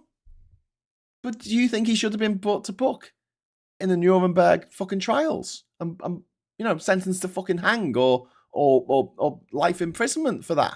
Yeah, I think he should. Who is this person? It's God. It's fucking God. Jews have been circumcising their kids for over 2,000 years, 3,000 years maybe, because they had a covenant with God. They had a covenant with the inventor of the universe. If we do this to our babies, then if we're ever in trouble, come and help us. Where the fuck was he? It goes back to the Holocaust joke, which is about a Jewish guy who comes to heaven. He's a Holocaust survivor. He's got the tattoos on his wrist, and God brings him in. He's like, it's just wonderful that you're here finally, and I hope after a lifetime of doing good and everything, and surviving the Holocaust. I mean, you're very welcome here in the kingdom of heaven. And the Jewish guy says, can I tell you a joke? And God's like, yeah, sure. And the Jewish guy goes and tells this really horrific joke about the Holocaust, like a really sick joke about the Holocaust. And God says, fucking hell, mate, that's horrible. That's not funny at all. And the Jewish guy says, well, I guess you have to be there. Anyway, that's my point on that whole thing. I like I say, I don't mind people having their religions and having their ideas and their faith and everything. I think that's great. Culture, tradition, wonderful. Just, it's yours. It's not mine. It's not mine. And, if it's someone else's, leave them alone. Leave them alone. Let them do what they want. As long as it's not hurting anyone. As long as they're not actively hurting anyone. As long as they're fucking their children up by telling them bullshit like their little friend's going to burn in hell for all eternity because of the wrong flavour of Christianity or whatever. Fine. Go with God. Literally. So where was I? We had just talked about the Russian strikes on Kyiv. Again, you can't really bring religion into this, but at some levels you have to. Russia has attacked a bunch of not just religious sites, but UNESCO World Heritage sites in Ukraine, but also the Ukrainian church has broken away from Russia. And one of the excuses that Putin uses for this war is the fact that what is Eastern Orthodoxy, or what was Russian Orthodoxy, it was created in Kyiv. It began in Kyiv 150 years before Moscow even existed. And he's like, oh, no, we need to take that back because that was ours. That was ours. Which is really fucking, whatever. So yes, if you want to see what Christian nationalists are really about, I suggest you research Doug Nielsen. Yeah. King James Bible or Shakespeare play, it's a contest for attention, and it only gets worse as mass media dominates. I don't get that, Bolskov, but yeah. The closest thing I have to a belief is don't be a dingus. It's remarkable how little harm comes from that. Yeah. Don't do to others what you wouldn't want people to do to you. That's it. Golden rule. Said by Buddha and Confucius and Jesus and Muhammad and fucking everyone who's fucking said it. Do you know what I mean? Like, this is nothing new. Because a society can't function where you're all murdering each other. Oh, that joke, I don't know if it was Christopher Hitchens or Richard Dawkins who originally said this, and Dawkins is quite problematic these days, but this idea that up to the point where Moses ascended Mount Sinai in the Sinai Peninsula and was given these tablets, these 2 tablets with these commandments on by God. You know, he went up a mountain, he went up a very stony, rocky mountain and came down with 2 rocks with some words carved into it. And one of them was thou shalt not kill. The 8th, not the 1st. It should be the 1st, but whatever. Thou shalt, and all these, you know, his tribe, his Israeli, Israelite tribe, they'll look at each other going, fucking hell. Sorry, what? We're not supposed to kill each other. Oh, fuck. I don't know how we survived to this point as a group. We were just murdering each other every night. We just literally just stabbing each other in the head. You know. But thanks God for telling us that we shouldn't do that. All these civilizations around the world that grew up without Christianity, who were like, had their rules. They had their rules. I mean, it might be all right to kill someone from another tribe or do a sacrifice. A lot of tribes love to have a little bit of sacrifice, even a little bit of cannibalism along the way. But as for killing your own in-group for no good reason, no society can survive that. No society can. You know, you have that natural breakdown in natural law, which is don't kill each other, don't steal from each other, don't rape each other. But thank God someone told us. This one little tribe in this one little area of the world where 99% of the world was undiscovered. Yeah. Anyway, there were 15 commandments, but Mel dropped and broke 5. Is that from the Mel Brooks movie? Behold, the 10 commandments. Thing is, Graham, faith is more than a thought, it's a feeling. Like being in love with someone, you can't fake it or force it. It's either there or it isn't. And how love wanes, faith can die. Yeah, that's a good point, Jimmy. Jimmy Anderson, bowling genius. Yeah, I completely understand that and I appreciate it. And I understand that too.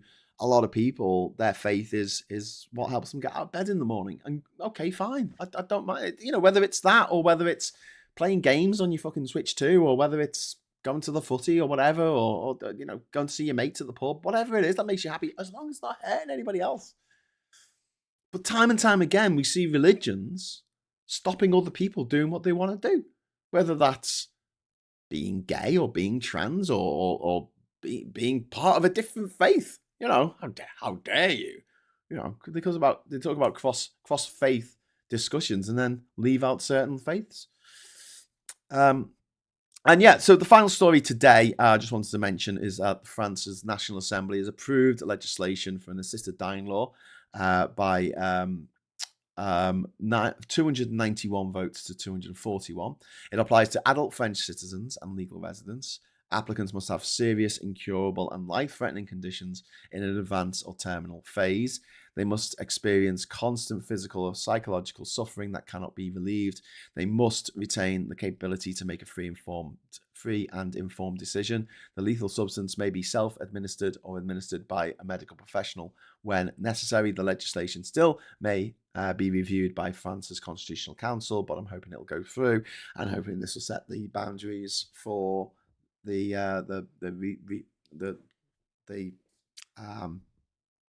Right to Die Act that is going to come back into Parliament in the autumn. Don't be a shitbag to others. It's not complicated. Yeah. Well, why do you need 10 commandments? You only need one. Don't do unto others as you wouldn't want people to do to you. That's it. God should listen to his own rules. Flood wiping out everyone apart from one family and 2 of each animals, supposedly. Yeah, Drainy. And also, Sodom and Gomorrah destroyed. The only people who survived were Lot and his wife, his 2 daughters. His wife turned into a pillar of salt. I'm not saying that was completely robbed from the Greek myth of Orpheus and Eurydice in the underworld, where she turned around and got whipped back into Hades. He turned around. He wasn't allowed to turn around and look at her, was he? So he turned around, and that was bad. Don't turn around. Wasn't there a song, Don't Turn Around? Did you see my heart breaking? Don't turn around. Oh, I remember that. Don't remember who sung it.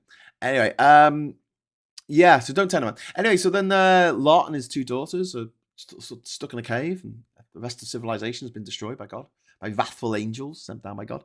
And yeah, the daughters are like, fuck, how are we going to get pregnant now? There's only our dad. I know. We'll get him drunk and rape him. Yeah, that happens in the Bible. They don't normally read that out in Sunday school, that bit. But they should. They really should. They should read out the bit where that guy turned up with his concubine and in a town, and there was they went into someone's house, some good person's house, and then some worthless fellows turned up outside. And they said, send this guy out, send this stranger out so we can have sex with him. Because, being gay was only invented in the 80s, not in the fucking Bronze Age. But send out that man who came here, who was very sexy, we want to have sex with him. And the owner of the house said, oh, well, do you know such a wicked thing? And then the guy who turned up, he was actually a priest, a Levite. He sent out his concubine. He said, do with her what you will. And they did. All night. The gang raped her all night. And then she in the morning, she was lying there on the doorstep of the house. Yeah, Levite priest goes, oh, fucking hell, what's going on? He opens the front door, sees her there on the doorstep, gives her a kick and says, come on, up, let's go. She doesn't move because she's fucking dead. She's been raped to death. And he goes, oh, fuck. So he puts her on the back of the mule, goes home, cuts her into pieces, cuts her dead, raped body into pieces. And then he sends the pieces of her body all around the nation, all around the country, and says, look on this, consider. They don't read that bit out in Sunday school. Well, my absolute favourite from the Bible is the book of Job. It's fucking bonkers. Read it. You're going to read one fucking book from the Bible and go, oh my God, what? This is the basis for the beliefs of millions of people? Billions of people? Okay. So God's wandering the earth. And he comes across the devil. The devil's there going, hello, I'm Satan. And God asks him a very, very peculiar question, which is, where have you been? To which Satan says, I've been wandering the earth. Cool. A very strange question for someone who's omnipotent and omnipresent. And where have you been? You tell me, you're God. Whatever.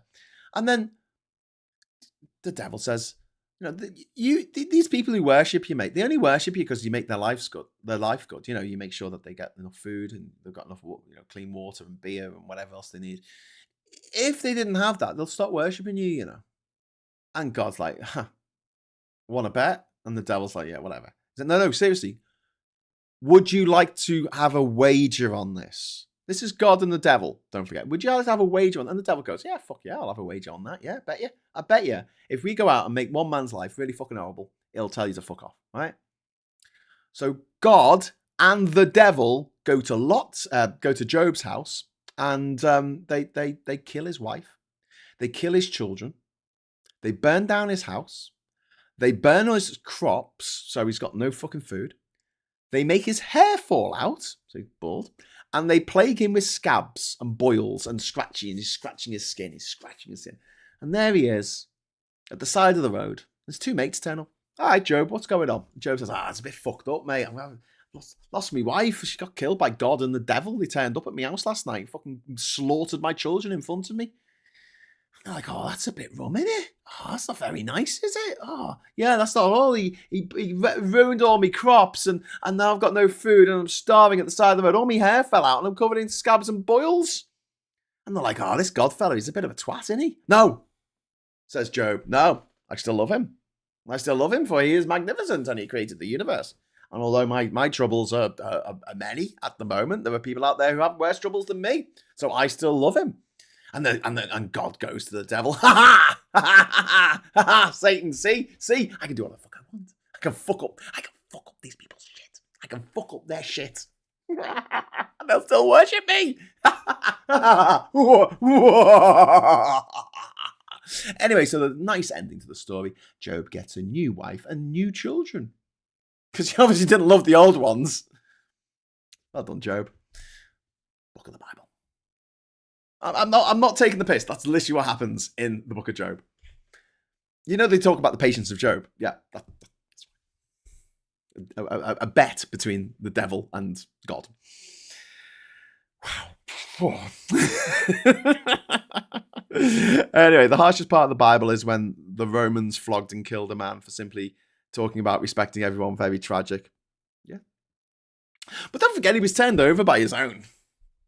You know, they weren't too happy with him turning up at the temple and turning over the fucking tables where the money changes were taking place. Get over the table. Which is ironic, really, because one of the big problems that JC, if he ever existed, but the guy we see of as Joshua, I mean Jesus, one of the big bugbears he had was that religion at the time was being used to make money. And what it was you'd go along to a priest and you'd say, I've done this terrible thing. I killed my neighbour's dog. And they'll say, right, well, give me 50 shekels and say you're sorry to me, and then we'll let you off the hook. Which I think is bonkers. You say sorry to me. You don't pay me fucking money, the church. Fuck off. You pay the guy, get him a new dog. You say, sorry for killing your dog. Here's a new dog. That's what you do. It's justice. But no, we had the system where if you've done something wrong, you can go and confess your sins to a priest for money, right? And the more your money you pay, the more sins are forgiven. Jesus fucking hated this. Jesus was like, that's not the way to do it. And then the church that was founded in his name, the Catholic Church, essentially continued that whole fucking thing. You went to church and you get the collection plate and you just pass it on next to you. Oh, people notice. People notice. People notice. And then you look at the American Prosperity Bible, where these Americans are getting all this fucking money. All this money. It's kind of crazy. Oh, I just realised that about half an hour ago, we actually hit our target. Sorry, I was so busy faffing around with all the shit. Which means that, although I don't think the confetti button is working. Let's see. No, it's not working. It does mean that I can press this. 3, 2, 1. Boba Fetty! Boba Fetty! Yeah, Boba Fetty. Boba Fetty.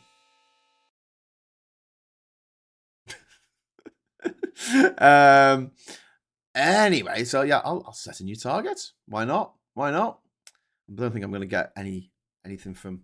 Should we do Binfetti? Binfetti. Yeah. I don't think I'm going to get too many more super chats now. It's like, fuck you, Graham. You disrespecting my violently held beliefs. As I recall, God pays Job and his friends a visit, and one of his friends says, surely only the wicked get punished, and God says nope. Oh, yeah, that happens, Joshua. that fucking happens. Try paying tithing in a Mormon church, was called fire insurance. Yeah, 10% of your gross income. The richest church on earth. Yeah, 10% of your income going to the church. Which is what tithes were, because the tithes just comes from 1/10, doesn't it? Back in the day. Whenever there's a GOP CPAC convention, the local grinder servers crash due to demand. Yeah, you get away from that wife and kids and get to have some gay sex for a week. Brilliant. I was told by some nuns that God at least isn't going to drown us all again. Oh, well, that's nice. I don't know, with climate change being the way it is. Well, why?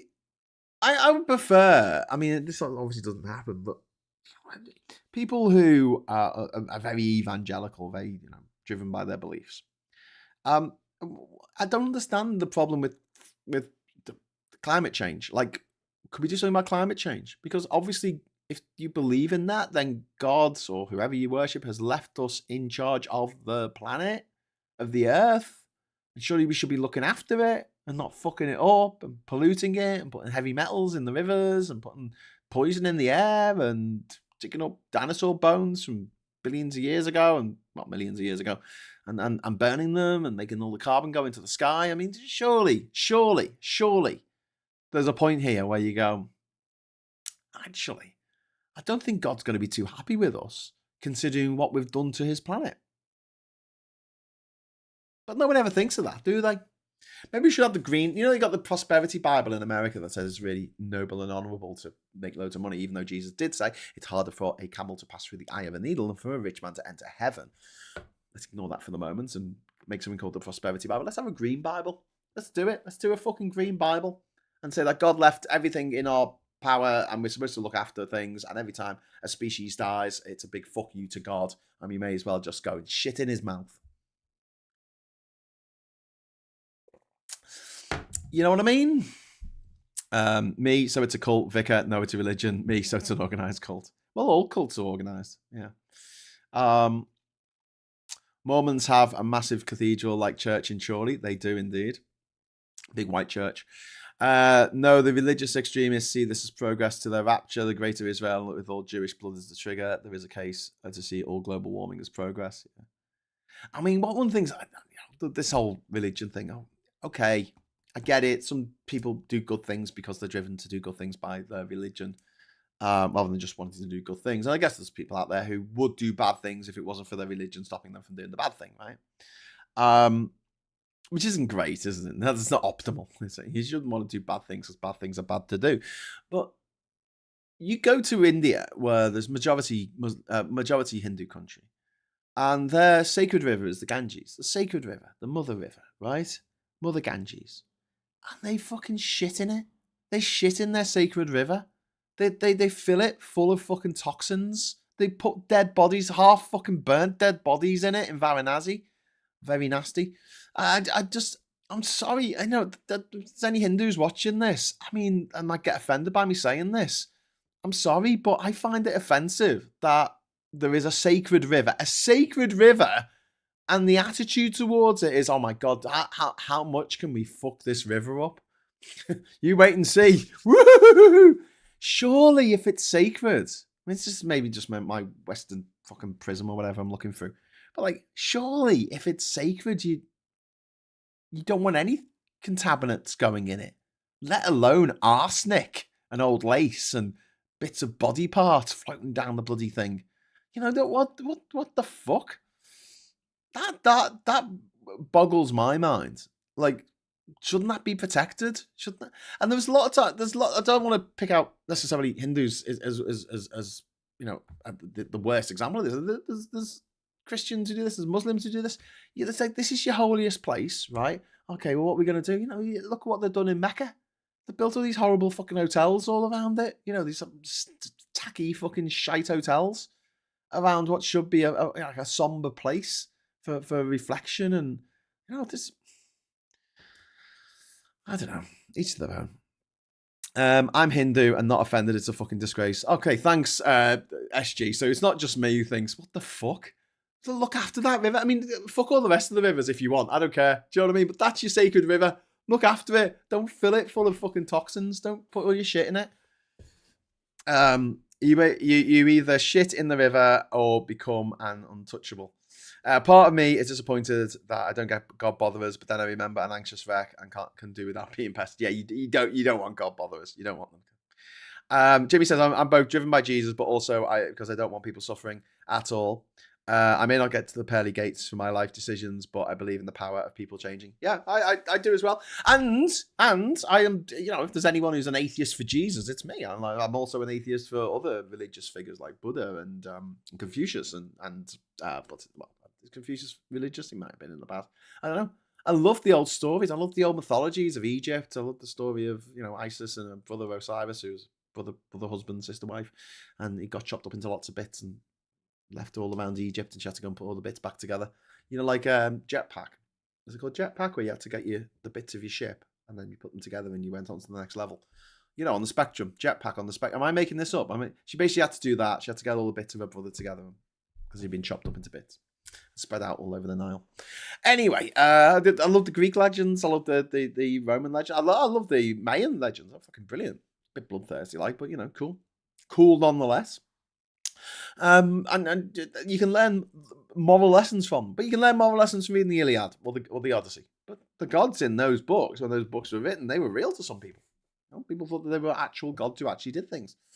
We don't anymore, and that's the just because I don't think that, you know, there was a god, or that there is a, you know, Jesus was his son who was him as well, and the Holy Spirit. I don't really get that bit, but you know, just because I don't believe in that doesn't mean I don't believe that the guy that is looked at historically as Jesus didn't say some really good things. He absolutely did. He was very nice to his mum, though.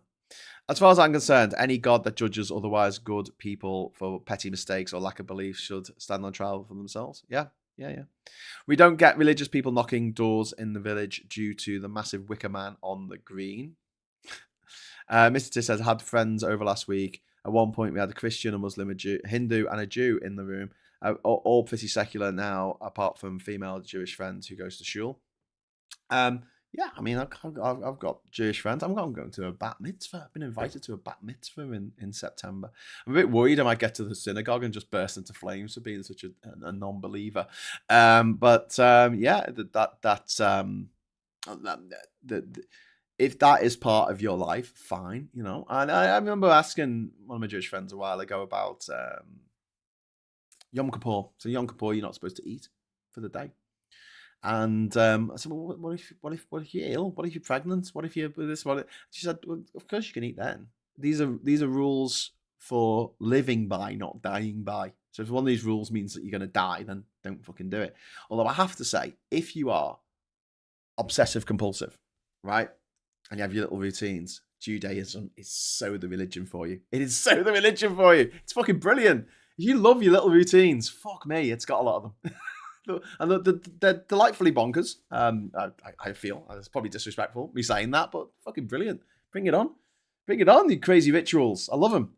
But yeah, as long as it's not hurting anybody else, as long as it's not fucking up anyone else's life, as long as you aren't, your rules are for you, not for me. The law of the land is for everyone, and then you have your own religious rules and your convictions and things like that.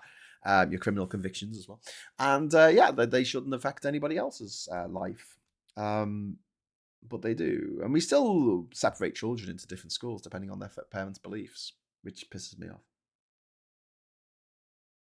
I know a number of people, some very close to me, who actually went to church every fucking Sunday for a year to get their kid into the school that they wanted to get their kid into because it was a better school than the alternative. And as soon as the kid got in the school, they stopped going to the church because they didn't believe, and they were like, "Bloody hell, that was boring."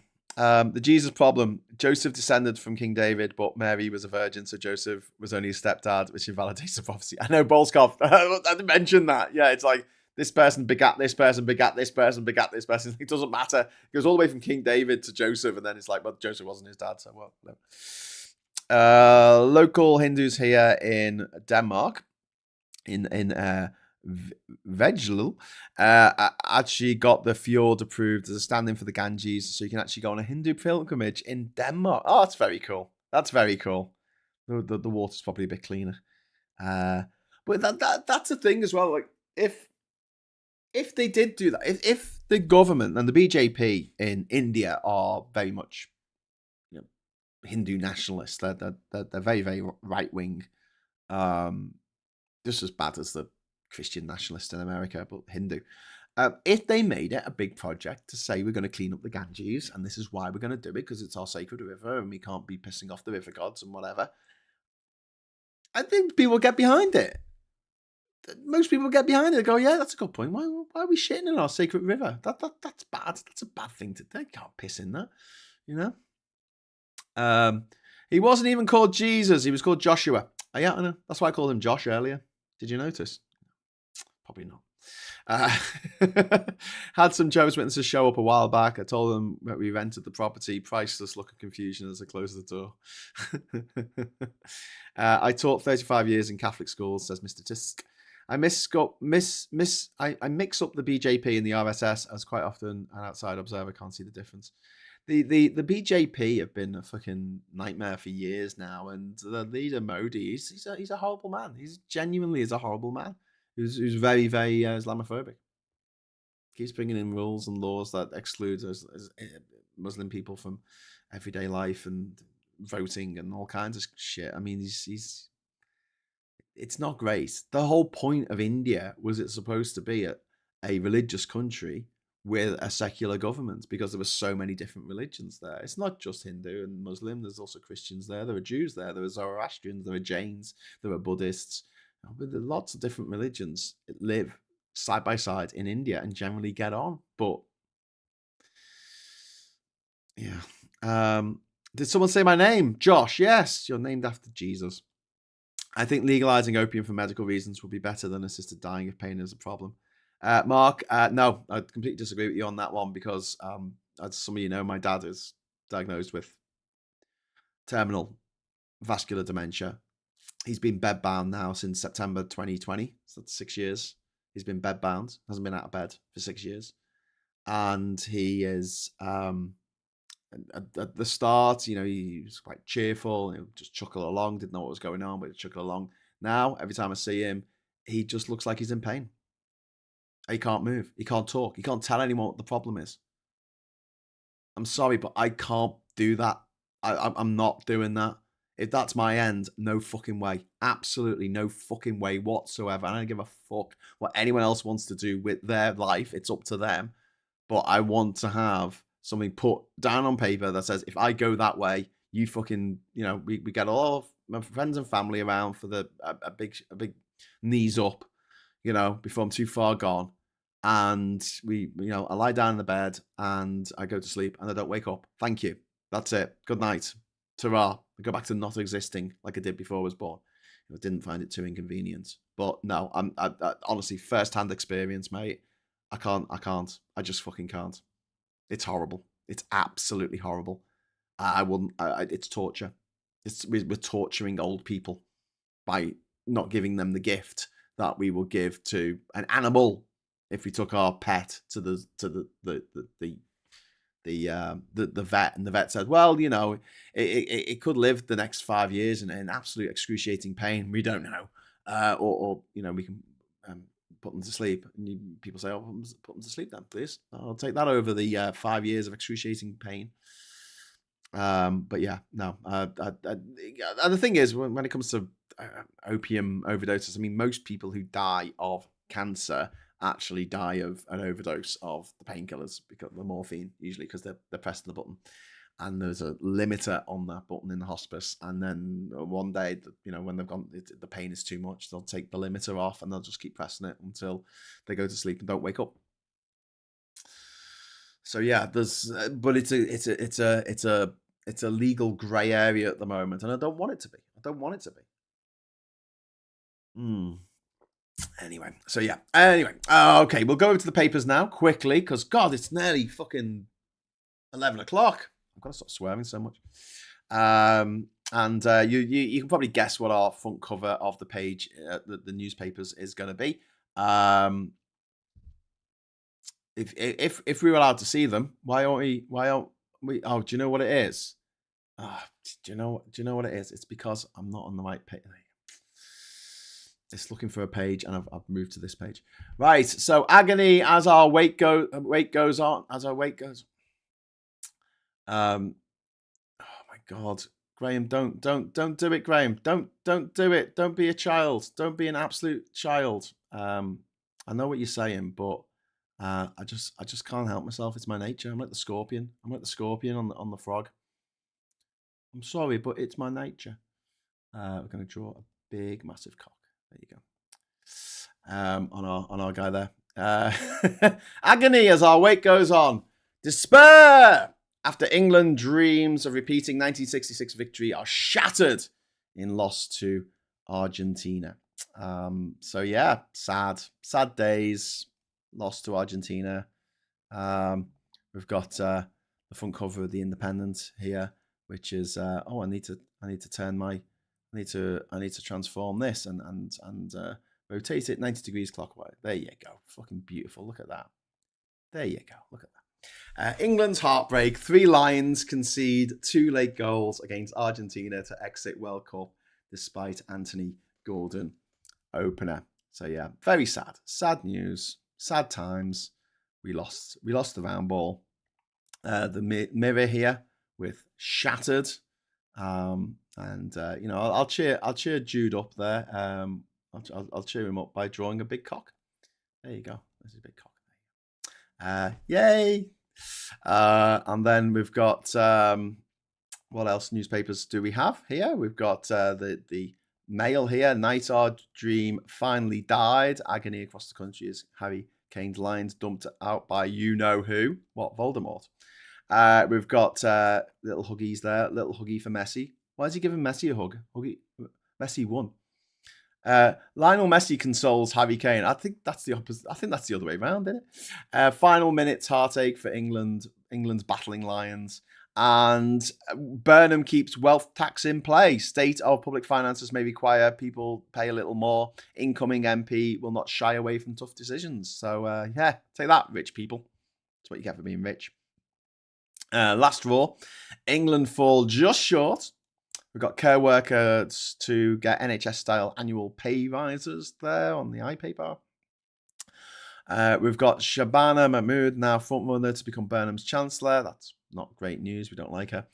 France refuses to relax new passport checks to prevent 24-hour queues. Well, I guess we shouldn't have Brexited then.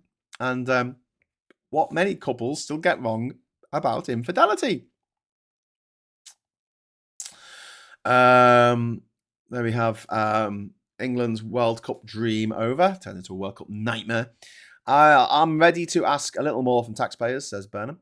Police arrest man over threat to shoot Farage in the head. I was going to do a little bit about this story, actually. So some dickhead, some absolute fucking dickhead posted something about shooting Nigel Farage in the head, right?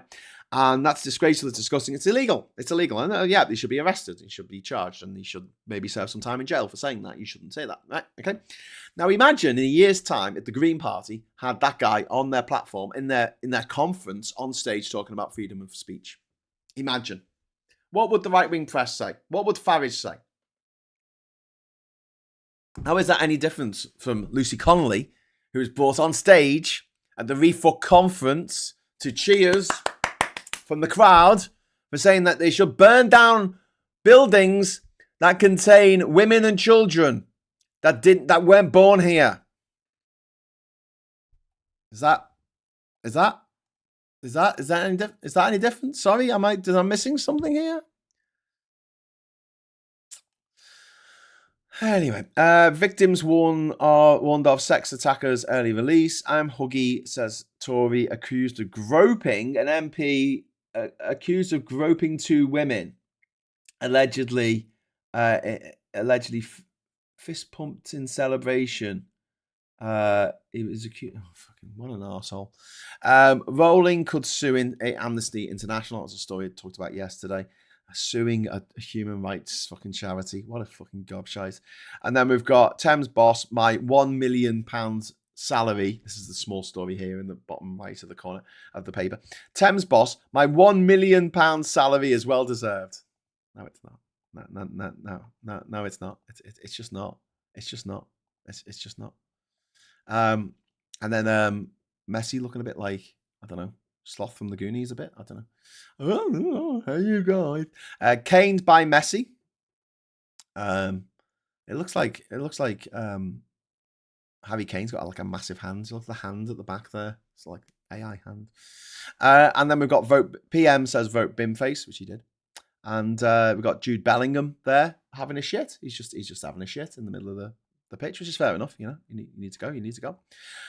We've got the Metro here. Teen hackers posed £56 billion threat to the UK. Teen hackers.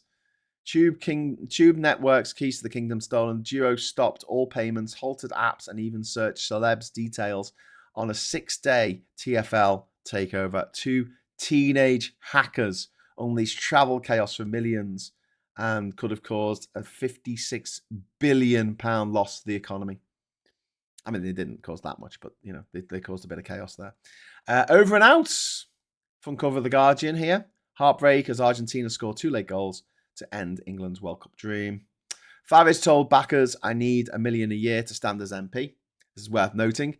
He said, I need $5 million. I need $1 million a year to stand as an MP for all the money that I'm not going to make, because I can't make as much money when I'm as an MP as when I wasn't. Than when I wasn't an MP. And he was given £5 million. Which is, considering a term of office for a normal MP between elections is 5 years. That's the exact number. That's the exact fucking number. 5 million. $1 million a year, 5 years. That's the exact number. Funny that. We've got The Odyssey got 5 out of 5, a thrilling voyage over troubled waves. I don't know if that's My Odyssey Expedition or this new movie that's come out by Christopher Nolan. We've got Mahmood, front mother to be next Chancellor, which is kind of groovy and cool. No, it's not. It's awful. It's shit. We don't want her. Go away. Stop it. Stop it. Don't do it. Don't do it. Oh, God, here she is again. And then the front cover of the Financial Times. City relieved as Burnham poised to choose Mahmood as Chancellor. No. God. Why are we placating the city? I don't give a fuck about the city. Can Hungary dismantle the Orban machine? I hope so. Trump has made self-enrichment the norm. He absolutely has, because he's a piece of shit. Hard-hit consumers fail to deliver for Chinese economy. We have there in the bottom left. California's billionaire tax exiles face tough checks on where do you really live? Where do you really live? And then we'll head over to the briefing here. Hormuz strife brings oil crunch closer, warns traders. We're going to hit an oil crunch at some point. Thames Water on watch. ONS struggles to hire. Defense loans template. $1 trillion wiped off SpaceX. Yes, SpaceX has dipped below its initial offering price. So it's dipped below $135 a share. And that means that $1 trillion has been wiped off its worth. Obviously, Elon Musk no longer a trillionaire, but he made a lot of money out of it. A lot of money. The good old pump and dump scheme. Pump and dump. We've got BlackRock assets record. We've got claims of Russian menace. We've got Oracle leads Japan race. Okay, friends. And we didn't get any more chats. We didn't get super chats. I'll tell you what, right? I'll make it. I'll just end this. Remove goal. Right. Remove that goal. Don't do anything just yet. And then what I'll do is I'll do a new one. And it's just one super chat. One super chat. That's all we want. Or one super chat before the end of the show in 2.5 minutes time. If we get one more super chat in, I will do the bin Feffy. Bin Feffy, Count Bin Face, making a special appearance here on Hughes of the World. It's going to be cool. I tried to go to mime school, but no one would tell me how to get in.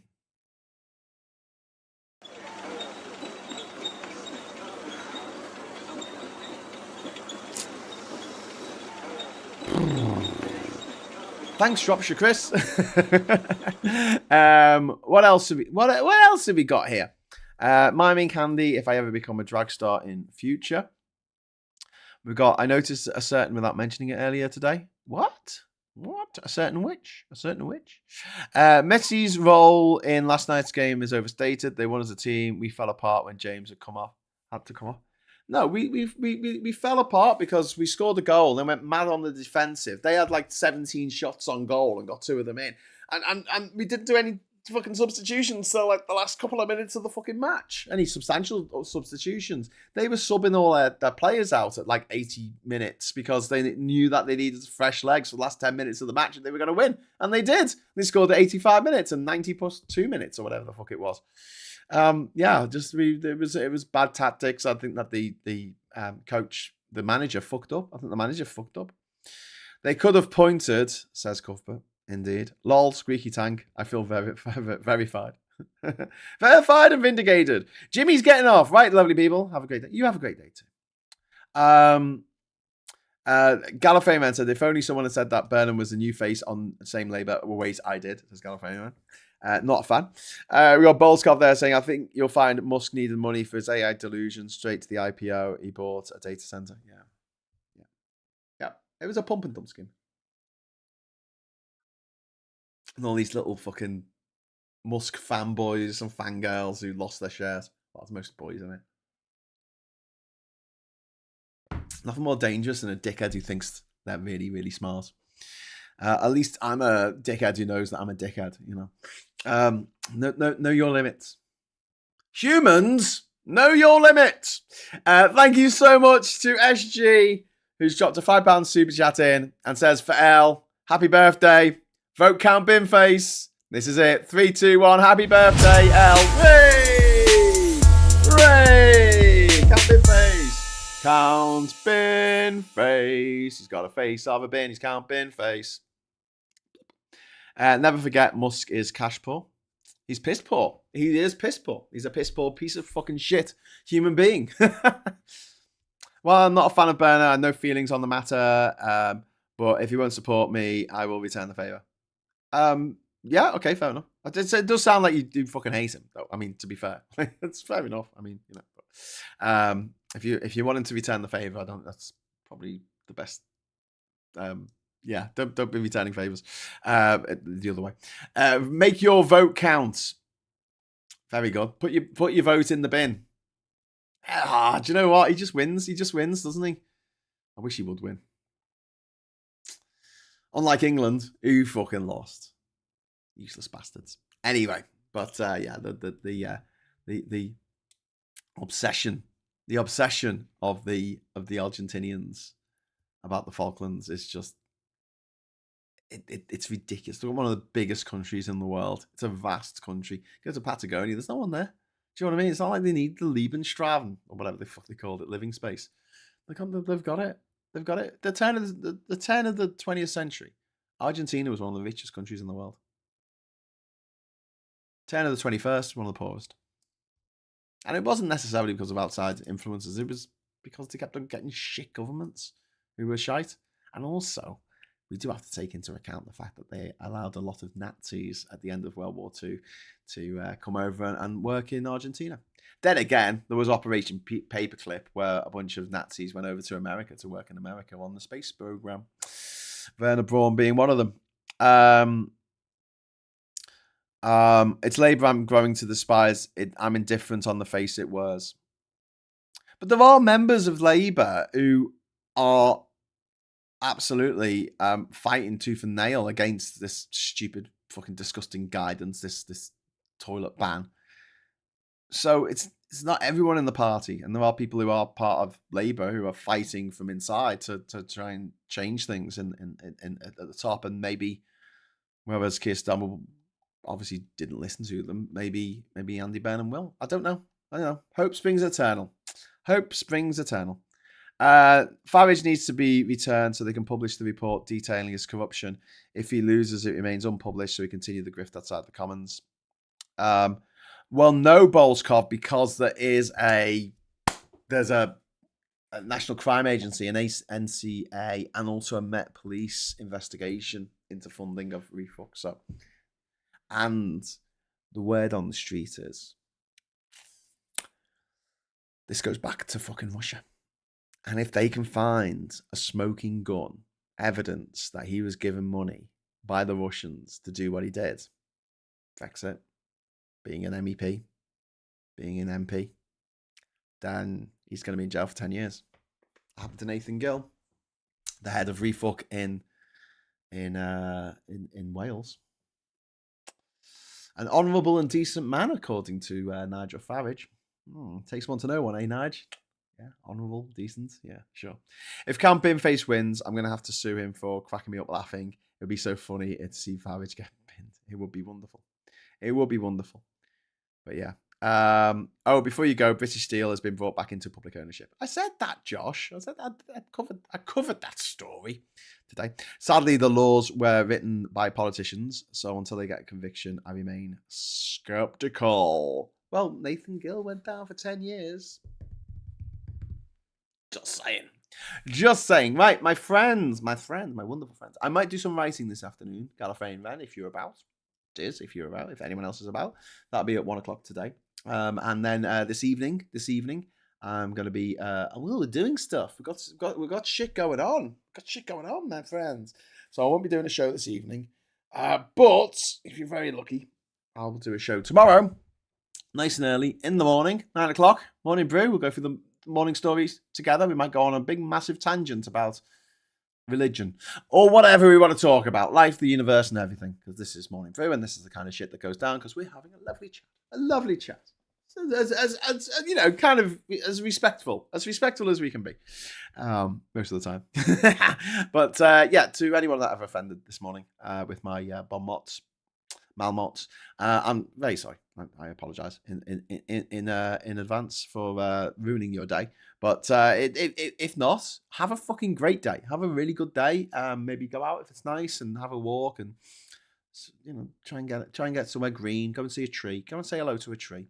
And I'll regroup here tomorrow morning at 9 o'clock. But before you go, if you would like to give us a like, that would be wunderbar. Wunderbar. Give us a like, or if you're not already subscribed to the channel, please subscribe and hit the bell notification icon, which allows you to know when we're going live. If we do a Graham Hughes Rights and Wrongs at 1 o'clock today, you can do us for that. But anyway, tomorrow at 9 o'clock, Morning Brew, and 1 o'clock. Don't forget, back with the agenda with me and Phil Morehouse, where we might have an argument about something. We haven't had a big argument on there for ages, have we? We've just been agreeing on stuff. Maybe we should be a bit more combative. I know you love that in the chat when we just be civil. Don't say, Graham, you're a knobhead, because you might get muted. It's my channel and I make the rules. Okay, thanks very much for watching. I hope you have a great day, and thanks for the super chats. Really appreciate that. And until next time, I'll say hello, good evening, welcome, and goodbye. Well, I would if my fucking button was working. Let's try that again, shall we? Hello, good evening, welcome, and goodbye.